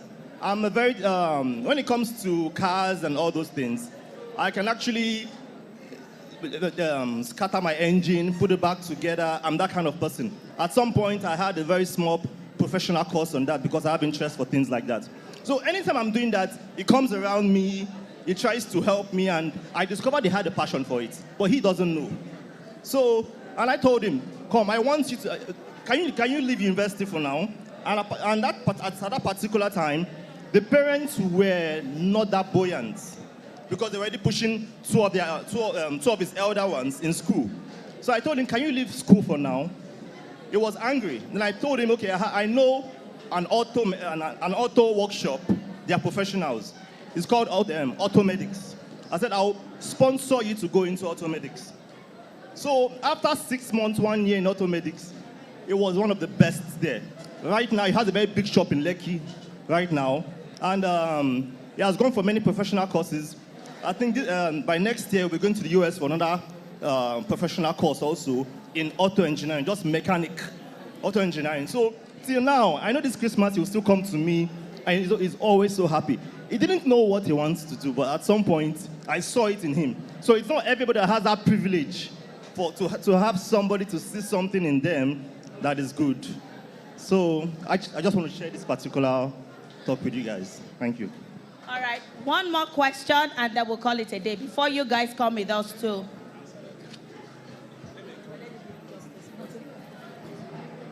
Hello, I like your question. You remember what I said about idea? For you to convince your parents, you must tell them you hear the instruction. Beyond the instruction, I want to become this. You must demonstrate it. And when you demonstrate it, you will expose it to them. Once you expose it to them, they will reason with you, and then you can have an accountability. That's a complete idea. Any more questions? All right, thank you very, very much for making it a day with us. This event was actually supposed to hold next week, but we heard that you guys had to close early, and that's why we pushed it forward, and that's why we had to just squeeze our time out. And that is one of the main reasons that most of our facilitators had to leave, because they all had prior engagements for today. So from here, we want you to take a walk with us to see the little things that we did as giving back to you guys. I'm going to say a little thing from what the commandant said when he mentioned that he wants you guys to develop a maintenance culture. Thank you, my dear. Maintenance culture. We all have different things at home. If you see it in school, just rest assured that the school is really, really trying to make life better for you. It's not so much, but at the same time, we are certain that it's going to help and ease you guys learning a little bit. So one of the things that we did was we did a kitchen drive to help build, to add kitchen item and equipment into your home economics lab. And my friends and I decided to look in our homes to say, oh, I have an air fryer. Oh, I have a toaster that I'm not using. Oh, I have a spoon that has been here. So you'll find out that not everything in your home economics lab is new, yes, but it came with love. It came with what? Love. It came from a place of love, of giving back to our alma mater. All right, that being said, thank you very, very much for sitting still and listening to us, and for taking our little gifts All right? We are all done. Dorcas, closing remark. Honorable Dorcas Amorodian will give the closing remark, and then we'll head out, take pictures with you guys. You can find me on Instagram. Please subscribe and share. What do you guys say? Subscribe, like, and share. MC what? MC what?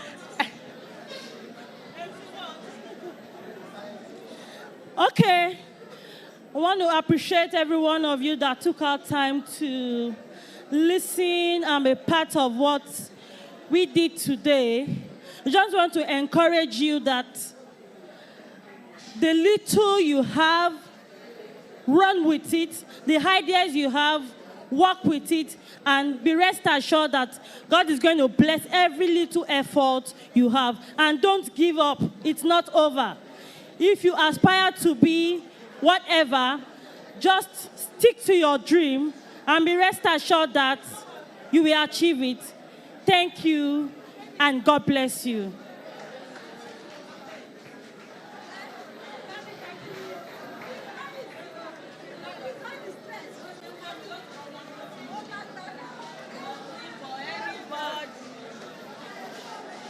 So let's go to the Home Economics Lab.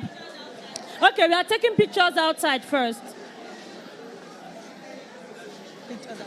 Come on.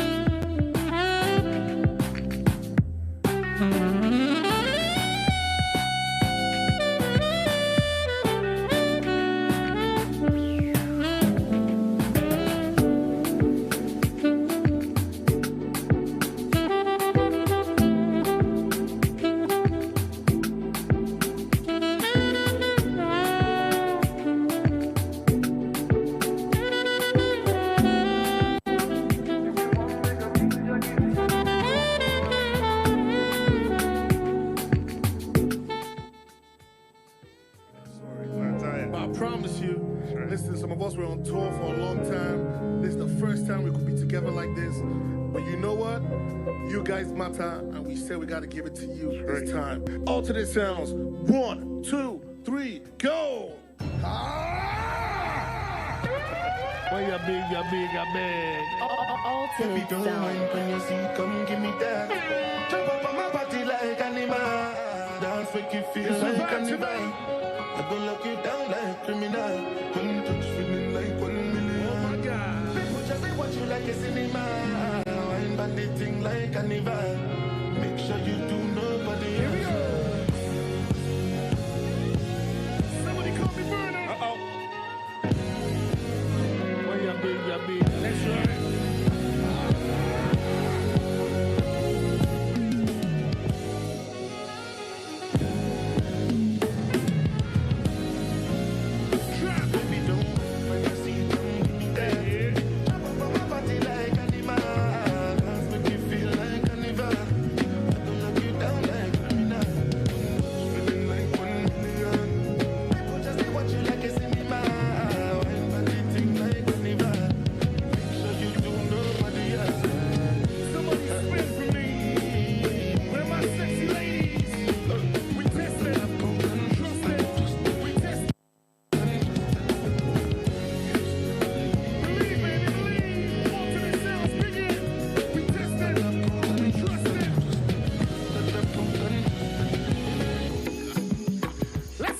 Tonight, I promise you we're gonna make up for lost times.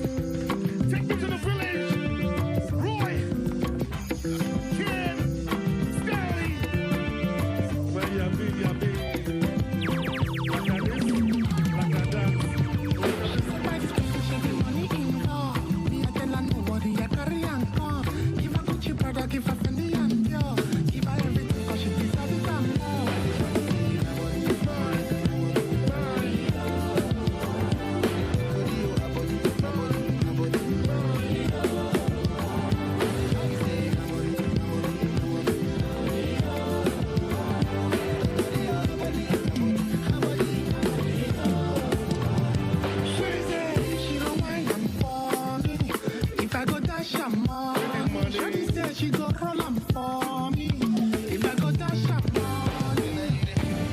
Now you're sign, baby girl, I want. You didn't see that one coming, did you? Things what you do, I want press. Now me and you, everything I want. Every duty, make a nigga want pay. If not Chris, baby girl, I want press. If not there, baby girl, I want there. By your side, baby girl, I want there. Oh yeah, can you find I can take everything, every second in a IP. We go play, you go shake on what tonight. You know, say no one like me. You go take, I go pay, you go pay. On what tonight, you tell me I be class me. I let it run, like we go take, I go use you every day, make me Somebody call me Bado. He coming through, he coming. Give me some ginger, give me some ginger. Here we go.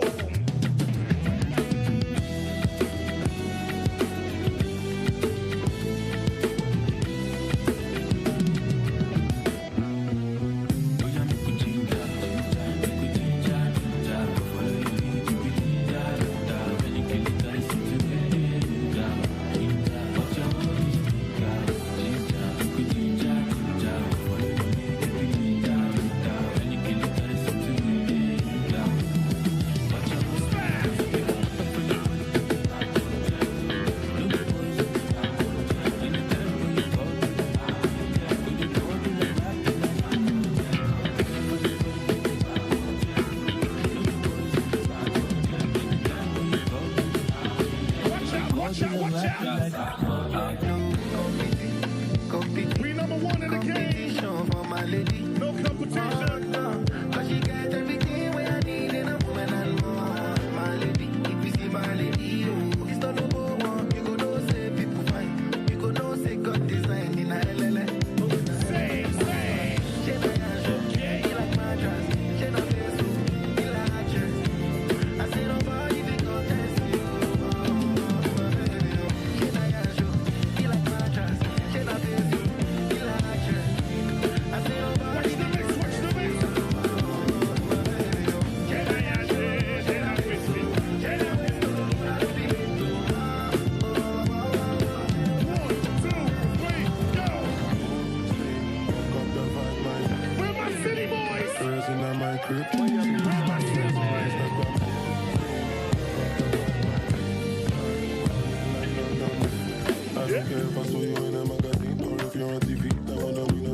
Okay. Don't need a shower, baby, I need a free. Lick it like ice cream.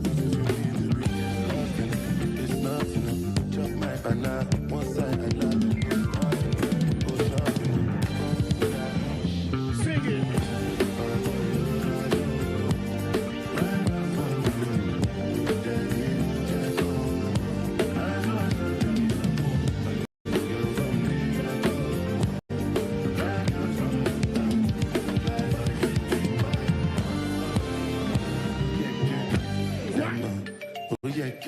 Somebody watch out, watch the switch. Watch the switch. Watch out, watch out. Watch out. Oh no. Somebody call the popo. It's about to get crazy.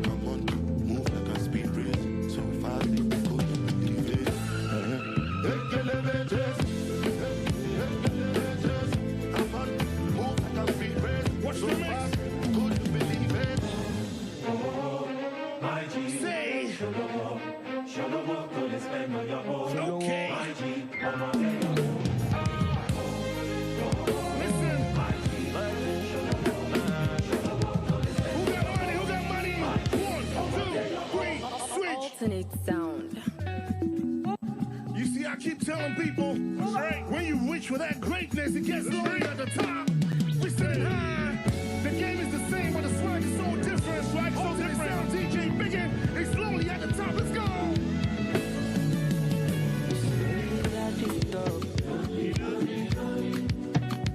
Money on my mind. Don't care what they yarn about me in particular. Out here on the road chasing my dream because I know